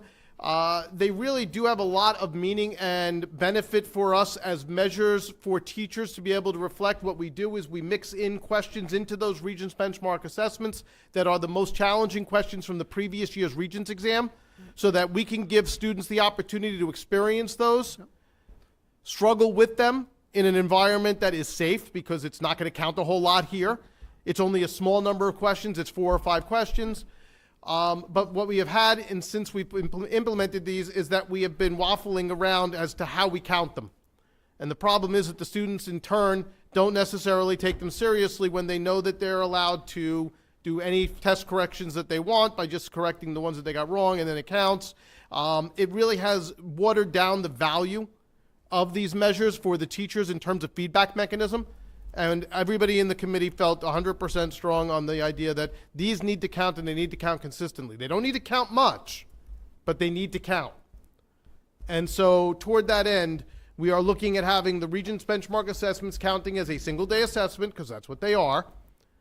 They'll have a weight of 25 points if a teacher's using a point system, or a quarter of a test if you're doing that kind of a system. Again, so that's not going to count very much, obviously, if it's only counting with the weight of a quarter of a test. It is not counted as one of the assessment tasks required, because we're going to show you in the charts in a minute. We established a minimum number of tasks in each category each quarter. The Regents benchmark assessment does not count in that tally. Test corrections are not allowed on these, because we want to see how the student did as a peer. The teacher's going to go over these, and there's going to be opportunities for them to learn from that. That's what those measures are specifically designed for. We only give 2 of them the entire school year. 1 in the late fall, 1 in the early spring, so that students can be prepared to do their best on the Regents exam by having some challenge along the way. 20, access to completed assessments. This is something that a lot of people in the committee just shook their head, that this is not the practice already, but now it will be, and this will be consistent and across the board. Any assessment that is given, students will be able to access their test and take it home, or take it home for review and study. Teachers may require the test to be returned after a designated amount of time. A photocopy of the student's completed test may be provided at the teacher's discretion, so if they don't want to give the actual test, because they want to keep that, but they can give a copy of it, that's fine, in lieu of sending home the original test. AP exams, as per College Board, cannot leave the school. That's not our rule, that's theirs. We have no choice but to follow that. But a student may come to the school to sit down with the teacher and review it, any of the testing prep materials. And the practice to be utilized by a teacher for this will be articulated in the course syllabus, so whichever way they're going to do, if I'm going to give them out to you and I have a certain amount of days before you have to return them, that'll be articulated. If I'm going to give you a photocopy, that'll be articulated. Whatever the practice is going to be, but there is no choice. A test must go home. Students have access to their tests, period. Okay, that's that. Any questions on those? I'm going to go into the charts real quickly. Go right into the charts, please. Can we Okay. go through 1 through 20 one more time? No. I love you, Jim, but not that much. Okay, so we have 4 charts, but they're all basically the same theme, so I'm just going to kind of run through them. This is the grade distribution. These were collaboratively agreed upon by the teachers in every single department that you see here. So this is not anything that was top down. The teachers made these decisions working with their building administration and the department directors. So for example, English at the high school will use 40% for single day assessments, and they will give a minimum of 4 for each quarter. Student engagement will count as 20%, and extended assignments will be 40%, of which there will be a minimum of 3 per quarter. And now you could just go across the chart and take a look at that for the other ones in there. Are there any questions about any of the categories or the breakdowns within them? This is the high school. These are the core subject areas. And then these are the encore subject areas. So just a second, any questions? Why, just curious, why was student engagement, why did it fluctuate so much, some of the courses? Because it depends on the type of course. Remember, what student engagement includes is things like homework, group work, class participation, all of those factors. There are certain classes where, for example, the project-based classes, a lot of that group work and collaboration in the classroom is a significant part of their grade for the course. How much they participate in discussions, how much they are doing the work that's going on in the projects. For example, in PE, student engagement, participation in the activity is the most important thing that they do. They don't give tests in PE traditionally. Okay. I was looking at science and Okay, which math. science are we looking at? It was just 10% when social studies was 20, but I was just curious. Because in science, the student engagement, which is the group work there, It's is lab? mainly done in labs. Okay. And the labs are under extended assignments. That's how that got in Gotcha. there. But that's a great question. But that's why it's a different distribution that way. You'll notice, for example, in music and theater, you have, that's the exception to the minimum of at least 2 that we put in place. We told the teachers that they could not have fewer than 2 assignments in a given quarter at the lowest minimum. The only exception is music, because their concert is their one performance. That is their grade for an extended, that's the only extended assignment they get. It's evaluated on their performance in the concert. So that was something that we agreed to. This is the middle school, has the same kind of thing, same exact structure here. So you can kind of look through that. Some of them are the same, some of them are different. And again, that's just based on the structure of the courses in those grades. And then here are the remaining encore ones for the middle school. Okay, any other questions we didn't hit? No, I'm just going to give you a quick summary of what I just learned. So, No extra credit. get ready. Do I get, I didn't want to say that Over word. to the committee. Extra credit is not being offered. Let me see if I have mastery of this. Tom, Hold we're on. not giving you extra points for this enrichment. Yes, 100%. Go ahead. So, thank you to the committee, first of all. This is obviously very complex. We could see by all the questions and witnessing it here that this is a passionate issue as well, right? Grading and how it works. If I was at home and I was a parent and I was thinking about how the fall is going to look, I'd encourage them to look at Infinite Campus, to look over the grade books, which should align with the course syllabus, which tells me which of those charts, from a grading practice standpoint, my child would be graded upon and assessed on, which could be single day, engagement, and extended assignments. Primarily 3 categories with special assignments, or I think you had another one in there as listed as protocols. So far, so good? I would ask you, from an administrative standpoint, as we get into the fall and September hits, and we get toward open school night, maybe we do a quick video to show parents again. I love the missing assignments piece. I think that is extra helpful, so parents can look if their child is not looking, because we all have special children, right? To make sure that if there's missing assignments, they know where to go look to find those components under the briefcase. I think it's considered in the briefcase. The 5 days later, I think that's tremendous, the ability to know how you did on a single day assignment within 5 days. Thank you to our teachers for doing that. I think that's great. And again, I just appreciate the collaboration. I think ultimately, this is a very positive change for our district and for our students and our parents to understand where our children are at.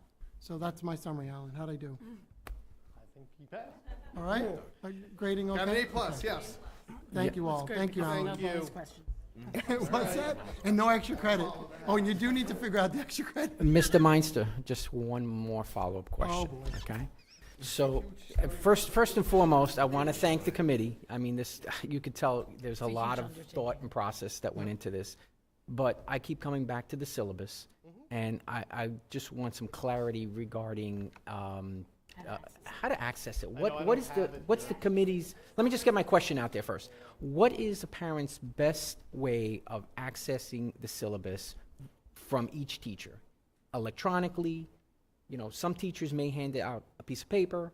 So was there thought behind that, and is there plans for that? The syllabus will be posted to every teacher's Google Classroom. Google Classroom. Sure, because they will have to have one, and that should be in it. But yeah, oh no, we're definitely going to be handing them out. Yes, yeah, I'm just saying, you know, halfway through the year, you want to go revisit it, and you can't find it, right, the piece of paper anymore. And I try to save trees, so I don't really use paper as much, but that's besides the point. I want an electronic copy, you know, it's going to be in Google Classroom is what I'm hearing. Okay. That's really good. Beautiful, beautiful. Content within it will be varied based on Of course. the structure's going to look exactly the same. So, all right. Okay, great, thank you so much, yeah.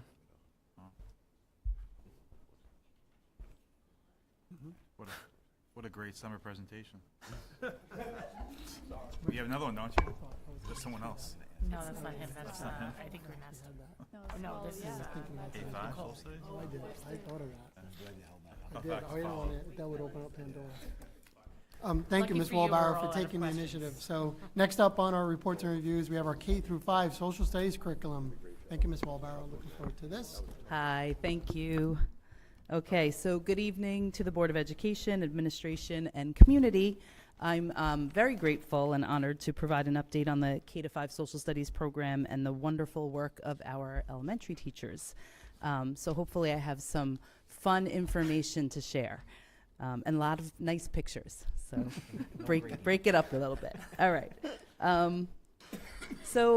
In 1996, the social studies standards and Regents assessments for New York State were set, and they were given a complete overhaul through the 2016-2019 school years. So like all of the next generation standards, the social studies standards were basically redone. In addition to the 5 content standards that were in place of the US and New York history, the world history, the geography, economics, civics, citizenship, and government, the new social studies framework also included ELA standards for literacy and writing, and also put an emphasis on preparing students for college, career, and civic life, all rooted in instructing students in social studies with more inquiry, more analysis, more application of knowledge, and all of this across time frames. So the high school and Purdell Middle School began making those shifts to the new social studies standards and to the new, preparing for the new Regents assessments starting in the 2018-19 school year. That is when we implemented the My World Interactive program and professional development and training around the new social studies standards and practices. And also, we did a simulated scoring with the new practice exams and rubrics that were released from the state.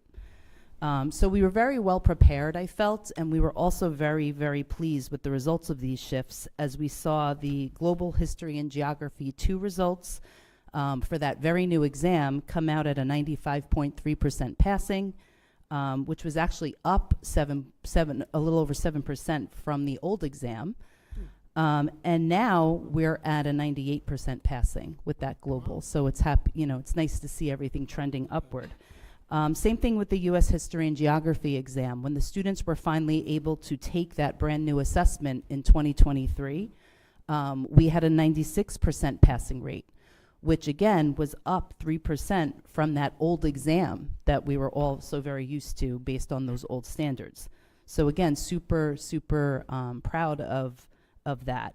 And believe it or not, this year, I'm not sure if you've heard, but our U.S. history exam results were a 100% passing. Wow. So yeah, That's we, exciting. very exciting. And we just continue to see that, growth in the students and in the curriculum and the teachers' instruction. So like I said, we're really super proud of the students for their increasing success, the teachers. And so back then, when we were making these shifts, I looked at what we learned from the secondary shifts and the results and the data that we were, getting from those assessments, and decided to kind of work backwards, like a backwards design, to begin a review of our elementary social studies programs, that social studies curriculum, and how that was aligned to the new standards. So we started reviewing the new social studies standards and making some minor adjustments to the scope and sequence of the content of what was being covered at each grade level, K to 5. Not only that, but again, because those practices were so important, we looked at the framework and started to discuss ways at the elementary level to embed more inquiry, more exploration, civics, application of knowledge, and geography skill building, which we learned from those assessments. That was an area of growth for us. So that led to a survey of the effectiveness of the Putnam BOCES curricular resource that we were using at the time. And the results of that survey revealed that it was time to find something better, something better than Putnam. A lot of people are familiar with it, and a lot of people want something better. So the teachers wanted a program that was more user-friendly, had more interactive, engaging content, more civics, and more content area literacy, as well as better geography and map materials. So we researched 3 programs that are listed here: the My World Interactive program, which we thought might be a good idea since we were using it at the middle school and high school levels. We also researched the Into Social Studies program, and then the Impact Social Studies programs as an alternative to that Putnam program. So after all that research, a lot of discussion, even some vendor presentations, I brought in the vendors to show their materials and programs to the elementary teachers. Miller Avenue decided to pilot the Into Social Studies program, and Wading River decided to pilot the My World Interactive program. But like all things in life, we were thrown a couple of curveballs that in the end actually landed us in even a better place and a better position. So the Into Social Studies program went out of print right before we were about to pilot it. But while we were looking at some of those maps and geography materials, we learned about the Young Citizens program. So we decided to pilot that.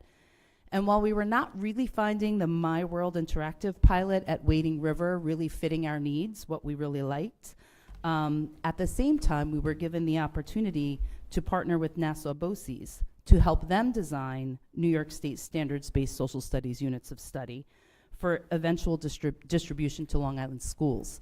Again, going to coordinator meetings, being in the social studies circles, it's very clear there's a gap for elementary social studies across New York State. So we were really excited to jump on board that project. It was a lot of trial and error for the teachers, for the principals, for me, but in the process, we truly grew our knowledge and standards. We really came together on the vision that we had for the social studies curriculum and instruction, and we were extremely happy with the outcomes of our program pilots. We made sure the teachers were trained in the programs that they were piloting, and we supported them during AMPD periods, faculty meetings, and scheduled professional development days with the Young Citizens account manager and with the BOCES liaison that we were working with. As you can see, teacher feedback for the pilot programs was very positive, and many of our initial needs and wants were met, with the ease of use of the programs for both the teachers and students, for stronger alignment to the standards, more geography and content area literacy support, and most importantly, really fun activities and students actively engaged in the lessons. Some of the elementary teachers, the principals, and I have shared the progress of these pilots at our CDC meetings, and this past spring, we received full support to have them recommended for adoption. So, based on feedback from the products that we reviewed and piloted, we are recommending that the Young Citizens for grades K to 2 and that the Nassau BOCES social studies units for grades 3 to 5 be adopted. I want to wholeheartedly thank the teachers for all of their efforts, as well as the principals, the Board of Education, and the CDC for taking this journey with us and supporting us along the way. I especially want to highlight the outstanding work of the Wading River teachers who worked with BOCES and collaborated with some other Long Island teachers throughout the last 2 summers and school years to develop and pilot the new Nassau BOCES social studies units. These units have recently been marketed by BOCES to all schools across Long Island, and well over 20 schools already have made the purchase. Wow. Yeah. That's And we also had an amazing visit from the Mount Sinai School District, who came to meet with our teachers and see the units in action. So that was a really great day of professional learning and collaboration. And then we just found out that BOCES has asked to partner with us to present at the upcoming Long Island Council for Social Studies, their annual fall conference in October. So some of our teachers who worked on these units are going to be hopefully presenting at that conference, which is, again, a great honor for our district, really.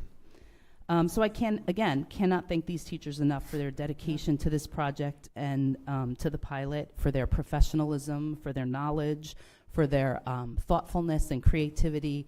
The BOCES liaison just couldn't compliment them enough, and neither can I. I know Lou feels the same way. They were all invited to be here this evening, but they're all boating and beaching and vacationing Can't and imagine why. not thinking about grading practices. But yeah, we couldn't get any of them here. They're but watching the live stream right now. It's okay. yes, they're listening from wherever they are, and they know that we really, really, truly appreciate their efforts. That's great. Yeah, thank you to our teachers for doing Yeah, this. and I definitely Tremendous. can tell you that our students are lucky to have these teachers and that they're having a blast. Great. So here are the units in action, just super quickly. Some pictures of, I know you see the backs of the students in these pictures, but I can tell you they're smiling, and I can tell you they're working really hard while they're smiling. You can see some of the supporting literacy materials we've brought in to support these units. Some of their writing and projects are on display, as well as an image in the center, sort of to the center, off to the right a little. That's an image of the teachers actually at BOCES. I don't even know who took this shot because I wasn't there, but those are our social studies or our elementary teachers from Wading River working on the BOCES units together at BOCES with some other schools to create those units that I spoke of. I mean, this is so super cute. Look at these kids in action, putting everything they're learning about culture and history and geography into action, wearing hats and moving on mats, and just our beautiful, beautiful classrooms and all of the displays. I just so enjoy when I'm there. We also took into account making sure we had assessments in place throughout the units for the 3 through 5. So here are some examples of some exit tickets, some of the writing that they did. Again, a lot of reading and writing, just like the standards are calling for. Here we have the Nystrom maps and geography. We have an image of our Social Studies School Services account manager kind of presenting to the Wading River teachers so that they were checking out those geography materials in one of our PD sessions. And there you get to see one of our Wading River, I'm sorry, I might have said Miller Avenue, but our Wading River teachers and our Wading River student who I'm sure Lou can say who that is, but really looking carefully at the maps and the topography and the manipulatives that go along with the program, the Nystrom pieces. The last slide is to give you a better picture of how the Young Citizens program works in the classroom. We started this pilot a little later. I didn't have as many pictures to share as of the students in action, but I can assure you that in our classroom visits, Mrs. Smith and I, our Miller Avenue little ones, are really enjoying their social studies lessons. And the first and second graders, they feel so fancy when they open up one of their big kid textbooks. That's what some of the second grade teachers have said. They feel like they're getting a big kid textbook, which is super cute. And to go along with that, since we didn't have any pictures, I just have a really quick 2-minute video, and then we'll be done. I'll take questions. And this is the Young Citizens program and all the components to it. In a very nice, quick video, you'll get to see everything kind of in action. Nystrom Young Citizens is a complete curriculum that seamlessly integrates literacy with social studies and provides all the tools you need in the modern classroom. Designed to capture student interest and engage even the most reluctant readers, this program creatively introduces social studies concepts through comic strips woven into every chapter. The characters introduce themes, provide additional context, and encourage students to ask questions, discuss, and investigate. Hands-on materials like markable maps and globes make learning a fun experience. Using active learning, students make meaningful connections during lessons. Nystrom Young Citizens provides ample opportunities to develop collaboration skills. With students in small groups, use the group activity cards, end-of-chapter projects, or markable maps and globes to get them thinking like community members.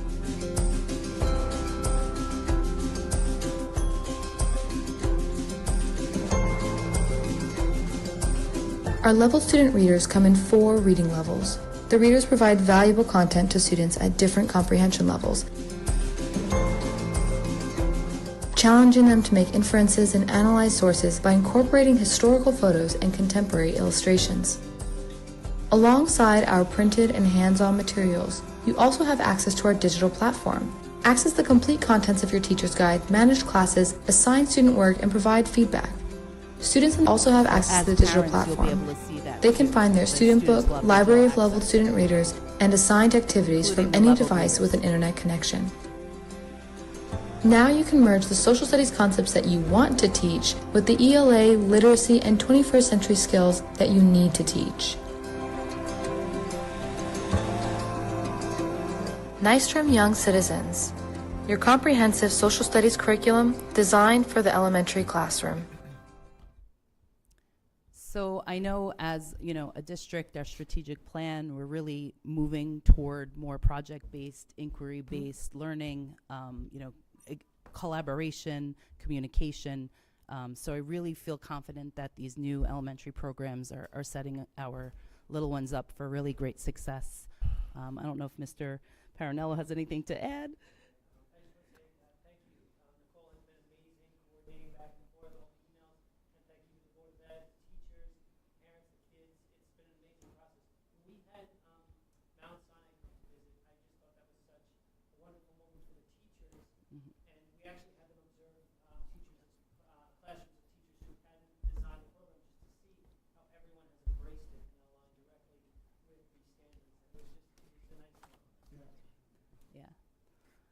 So with that, if there are any questions, comments? Can I just ask a quick question? What does ongoing professional development look like, in years 1, 2, 3? Sure. Well, now that we're fully implementing the 3 to 5 units, when we piloted, there were a couple of units that we didn't get to due to the nature of a pilot being a little slower. We stopped for more reflection. So we're definitely going to be meeting and providing time and support for the teachers to go through those units that they didn't get to go through, with more detail and more of a fine-tooth comb. So that's one thing. The Young Citizens program, we're definitely going to have to do a little more with the technology side of it, getting them set up in the digital space on the Chromebooks and, some more of that implementation. So we'll support the teachers in that. And then we are lucky to have our morning PD sessions where we can definitely get together, reflect on how the units went. So just that collegial conversation that's ongoing is really helpful for us to, make decisions in how we want to move next and move forward. Cool, thanks. I just had a quick question about the, so incredible that our teachers developed the materials for the higher grade levels. Was there thought expressed by BOCES to doing that same work for these lower grade levels? And yeah. Okay. Yes. So actually, couple of our Wading River teachers were asked to help develop some of the K1 and 2 units.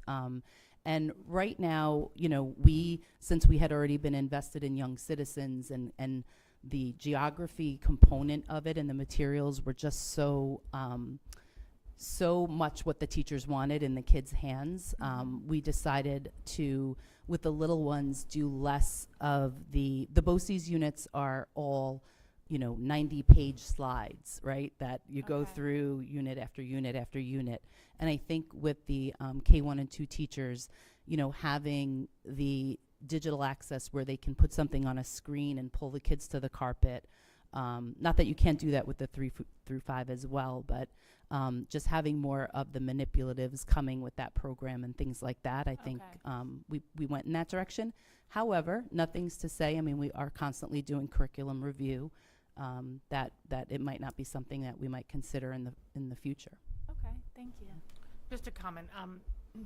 I've heard feedback about the national BOCES, and I think one of the things that was really highlighted was the instructional practices that are promoted through the curriculum.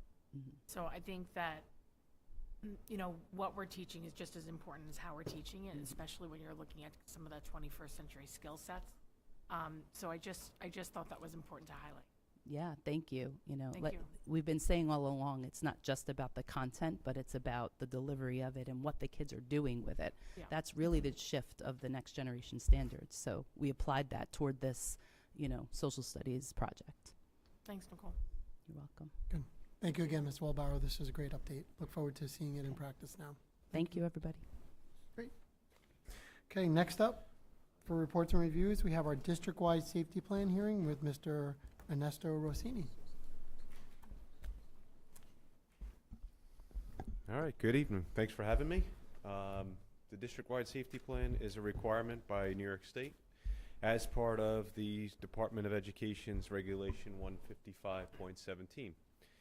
This year, that regulation had several updates that we've included in our updated plan, many of which that we've already had as practices that may not have been actually written into the plan specifically or in one of our other district policies. So what we've done in this plan is we've sort of, it's now cumulative and captures all of the policies as far as they're being applicable to the new regulations from New York State. The security and safety plan always remains under constant review under the leadership of Mr. Poole. We are very aggressive here in the district and administration. As far as safety and security of the district, it's something that's is of the utmost importance. So over the last year, district administration and the district's health and safety committee have reviewed and updated our district-wide safety plan. This safety plan is the one that's made public. The building level plans are confidential and we don't discuss those in public. So this plan, our emergency management plan, was reviewed by our committee, and the updated plan that is on the website has included the requirements now of this regulation from the state, 155.17. The largest part of the plan that was updated, and one that's most visible, is actually its physical layout. So I'd like to thank Mr. Poole and Mrs. Obatowski for reformatting and organizing the plan in a more easy to use, user-friendly format so that we can quickly and concisely reference the plan. This has already been posted on the district website for public comment and review. So just to summarize some of the major changes or major additions and updates to the plan, administration felt it was very imperative to add a table of contents, first and foremost, and then secondly, a table of state requirements. So there's certain parts of the plan that have to be adopted and implemented by certain dates. So now we have a summary page on page 4 of the plan that dictates all the key important dates that we have to accomplish some of these goals by, and the dates that we do that. In addition, under the concepts of operation, on page 5, administration wanted to make it very clear, something that Mr. Poole and administration says very often, that anyone can initiate emergency protocols. Anyone can call a lockdown. That message is carried out numerous times throughout the year. So we wanted to make sure that in writing and under our concept of operations, that was very specifically written. Under the risk and reduction and preventative intervention section, we reorganized, we updated, and categorized the various programs and resources that the district offers. Again, this is one in order to comply with the updated regulations from the state. Under our drills and exercises, once again to conform with the new regulations, the district has added protocols on how to address for trauma-informed drills. So a fire drill or a lockdown drill at the high school has always been treated a little bit differently than how we may initially go about doing a lockdown drill at a K-2 school. So the state has now just asked us to put that in writing, and we've done that. Furthermore, we've been now required to notify parents and guardians of when drills are to occur.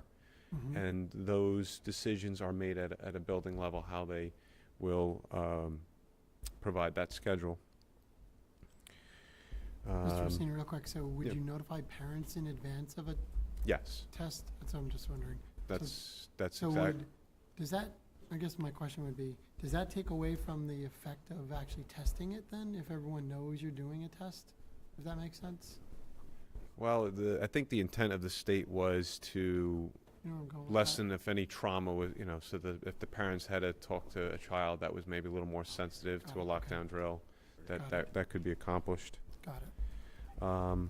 Also, another part of the regulation under the same topic was if the district decided to do a full-size exercise on a weekend with many different schools or law enforcement and first responders, there's verbiage now in the updated plan that the district can do such a type of drill.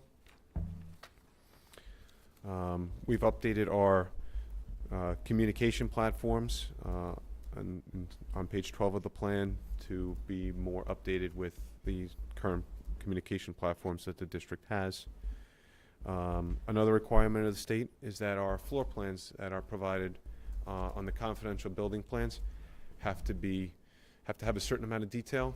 Our plans that have been provided in the past have a fair amount of details. They're just asking for some additional resources to be added to them. On a certain section on page 16, there is now a very specific section on how to address visitors on campus should an emergency occur. As well in that same section, addressing our new use of the blue light strobe light system. The state has now asked us to very specifically detail on how we account and work with students with disabilities when it comes to implementing an emergency plan. So that is well detailed now in our plan. And finally, two last points. The state is requiring us to detail exactly how the superintendent is to notify BOCES in the state should the school need to be closed in the event of an emergency. It's a practice we've already done in the past.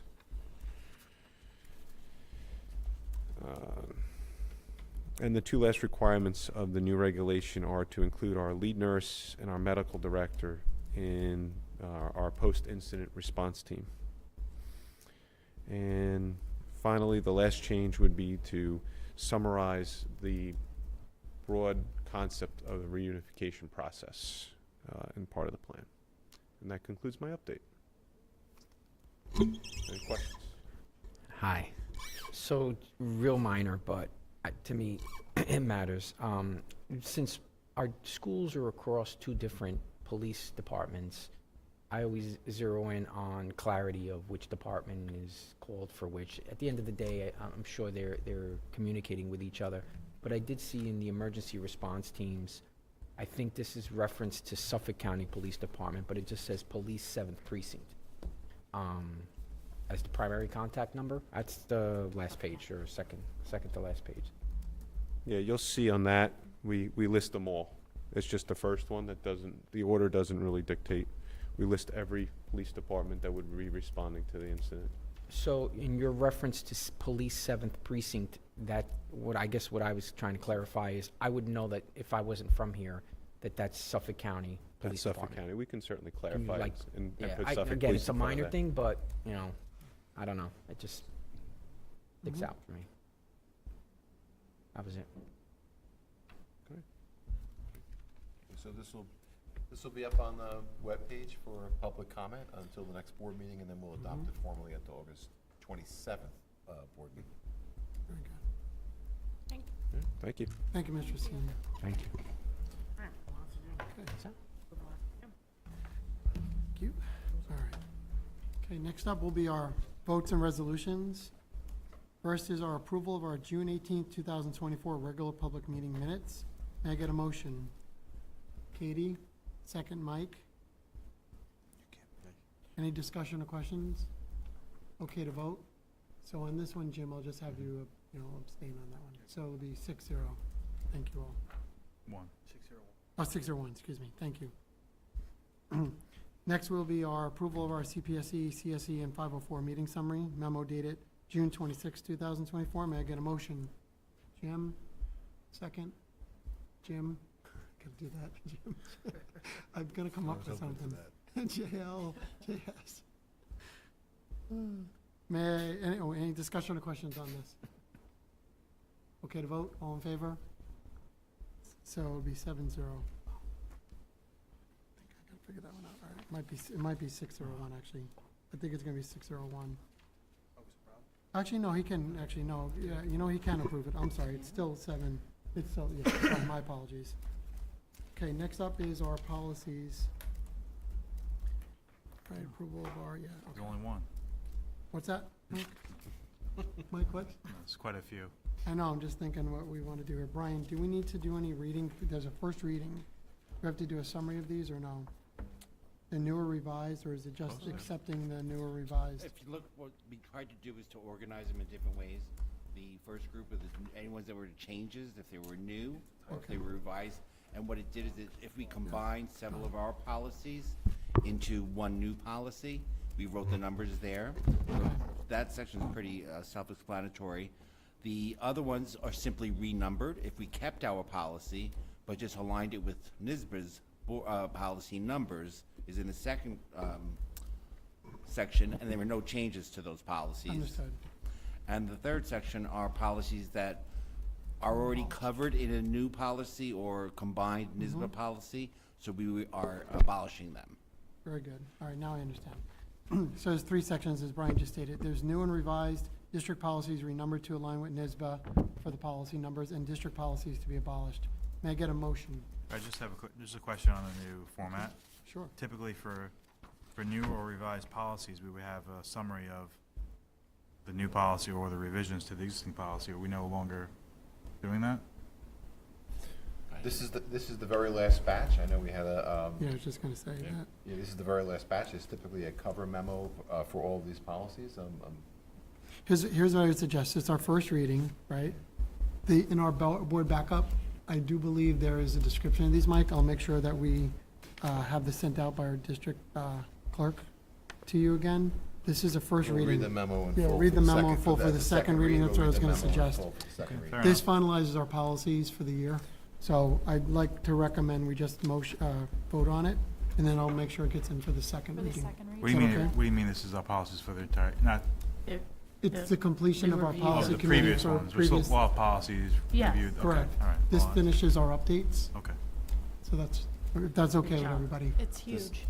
Yeah. This is the, and we will have a public presentation about with the new policy manual, but this is the last batch of, it's been a multi-year process to go through the entire 1,000-page 3 years. policy manual to update it to new laws, regulations, read combined. We've switched over to the NYSBA numbering system. We'll be getting updates. So big thank you to the trustees, administrators, and all of our staff that had input on all of the policies. But this is the last batch. It's a good time to for join the us policy committee.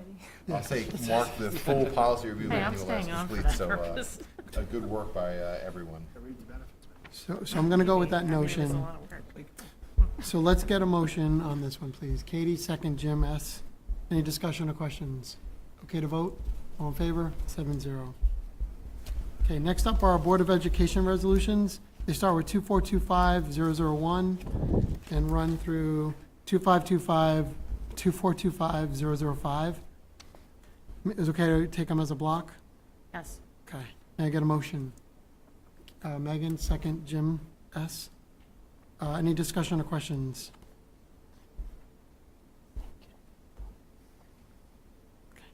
No discussion or questions. Okay to vote? All in favor? 7-0. Want to once again thank Mr. Moon for donating the artwork by the island. That was tremendous. Thank you again. We can't wait to display it in the district. Appreciate that. Oh, and also I want to thank our committee members. Excuse me. No, I know where you're going, Katie. Thank you to our community members who have volunteered for the audit committee, the legislative committee, space and facilities, and our technology committee. Look forward to working with you all this year. Okay, continuing forward, curriculum and instruction resolutions. Going to start with 2425006, and these go through 2425311. Okay to take these as a block? Sorry, 011, that's my typo. Okay, got a typo. No problem. So let me do that again. 2425006 through 2425011. Okay to take as a block? Yes. Okay, may I get a motion? Henry, second Katie. Discussion or questions on any of these? Just clarification on declaration of obsolete equipment. There's significant number of laptops and Chromebooks that are being, what's the normal process for just wiping them clean and making sure that there's no personal info on it? Sure, there is a three-step process. When they are returned to the IT office, the hard drives are completely scrubbed. If it is a desktop device, the actual hard drives will be removed from those devices, set up in a separate box, and actually shredded. If it is an internal one inside of a laptop, part of our disposal process is that the recycler signs a declaration that they will be removing the hard drive. But before anything leaves here, the IT department completely scrubs the hard drive clean of every bit of data that, quote, quote, was part of the device for the school district. So there's no operating data, user data. There is always going to still be firmware data that we are not able to take off of the hard drive, but the firmware data is not storing any PI information on it. Okay. Yeah, I was just thinking our cybersecurity, and this 100%, probably contributes to 100% our low policy rate, right? I mean, recycling any type of a hard drive is still becoming more and more of a question of should we retain them, such as our copiers. Before they take the copiers, whenever the copy lease is over, we actually hold the hard drives here. We actually go to a shredding company, toss it in, watch it get completely chewed up because it has everything on it. The copy machine hard drives. Chromebooks don't actually store anything, so we're very, very good for those. So it should get easier. good. That's great. I'm glad to hear it. Appreciate Thank it. you. Brian, did I take a motion second on this? I can't remember if I did. I did, thank you. I'm losing it. Thank you. Okay. Okay to vote? All in favor? 7-0. Thank you, Brian. Thank you. Okay, next up is human resource resolutions, 2425012 through, excuse me? Yeah, exactly, through 013. Any discussion or question? Okay to take as a block? Yes. Okay. Any motion, please? Henry, second Jamal. Discussion or questions? Okay. Okay to vote? All in favor? 7-0. Next up are business and operations resolutions. I think I have got, yeah, just have two of these. 2425014 and 2425015. May I get a motion? Henry, second Katie. Any discussion or questions? Okay to vote? All in favor? 7-0. Next up is our personnel. We're going to ask to separate item E. May I get a motion, please? For E or for? For just letter E. I'm separating out of personnel, letter E, separate Okay, item. thanks. Yep. May I get a motion, please? Megan, second. Jamel? Any discussion or questions on this? Okay to vote. All in favor? All against? 7-0. For the remainder of the agenda, may I get a... I was just voting on E. You just voted on E. You okay with that? Good? Okay, next up will be the remainder of the personnel agenda. Isn't 07? Oh, 07, I said it backward. Thank you, Mike. All right. Someone's got my back. You'll figure it out sooner. One of these days. I'm still learning in process. Every day is a new adventure. All right, may I get a motion for the remainder of the agenda? So this is E Jim? through D. That so excludes F E. through I. Correct. Thank you, Megan. I think I had Jim, S, and Henry. Were you the second? Thank you. Yes, sir. Okay to vote? All in favor? 7-0. Brian, any other communications? No. Okay, thank you. All right, I think, discussions, I think we're good. The only other thing I want to do No, is there's- adjourn to Oh, public. there's committee people. Wait, the Yeah. discussion is for the For the committees. Oh, thank you. Okay, thank you. Okay, so for this year, for the 2024-2025 school year, for the board trustees, I'm going to start with the audit. There's 3 required board members. May I ask who's interested in? I would like to continue on audit. Thank you. Thank you, Henry. I would as well. Henry and Megan. Do I have a third candidate? We need a third candidate. I know. If not, I'm going to sign myself up. Jim, you want to do it? New Okay, guy. so Jim New L., guy. great. New guy. Welcome to Mr. audit. Arcuri puts on a great audit I committee. like how Mike helped raise your hand on that one. Yeah, they're wonderful. You got voluntold. He's been on. Right, you've been on it, that's true. Glenn is great. Glenn is great, I tell you. Yep. Right, isn't he? Thorough, comprehensive. Glenn who? Okay, next up would be space and facilities. I too would like to be Wow, on space and Henry. facilities. Okay, thank you, Henry. Would anyone else like to be on space and facilities? Mike? Great, thank you, Mike. Okay, I think we only need 2, so I think we're covered there. Okay, technology, who would like to be on technology? Jim, Like to S. continue? Megan, would you like, okay? And I would like to stay on technology as well. So I'm putting myself in. Jim, was So- your hand up? Oh, I'm sorry. Jim? Yeah, we got it. Meg, Tom, and Jim? Yep, you're good, yep, perfect. Gotcha, what was that? Daisy's volunteer. Yeah, Jim S, yeah. Jim S, that's right. We're gonna have fun with that all year, just so you know. Yeah, we're gonna have fun with that. Policy, who would like to be on policy? I'll continue. Megan, thank you. It's a lot easier moving forward. It's a once in a while. Jim, now's the time to join. A lot easier. There will not be 12 meetings. We should be able to get back down to 4 as a review process. How many do we need? Do we want 2 or 3? You want 2 or 3? No, a 3 is good if 3. one can't come. I'll do it again. Thank you, Katie. All right, and Jim, do you want to do it? Yeah. Okay, sure, great, thank you. You gotta specify, 'cause you got me scared there for a second. Nope. Exactly. No, okay, thank you for that. So on legislative, who would like to be on legislative? Jim S.? I would like to continue on the legislative Thank you, committee. Henry. Okay, Jim S. And I would like to stay on legislative, so we'll do that. Jim S., Henry, Tom. Health and safety. Mike and Jim S. I would like to continue on health and safety. Well, thank you, Henry. It's the way he's saying it, I'm just having fun with it. All right, very good. So I think we have our committee assignments for you. Thank you. What, I missed one? Oh, come on. You guys are So Oh, of the, course. Yeah, curriculum, liaisons. your liaisons. Curriculum and capital. Curriculum development. Jim L., okay. Thank you, Jim L. I would like to stay on curriculum, if that's okay. Good? We'll stay with the 2? Okay, that's fine, Megan, thank you. So it'll be Jim L. and Tom S. Capital projects. Yeah, it's during the day. Are you okay? Mike, Okay. Henry, thank you. Anyone else for capital projects? All right, then, do you want 2 or 3, Jerry, on that one? 2 is fine? Okay, great. Liaisons. Great, thank you all. Okay, now I can ask the question, are there additional comments? Anyone who can, okay, great, thank you.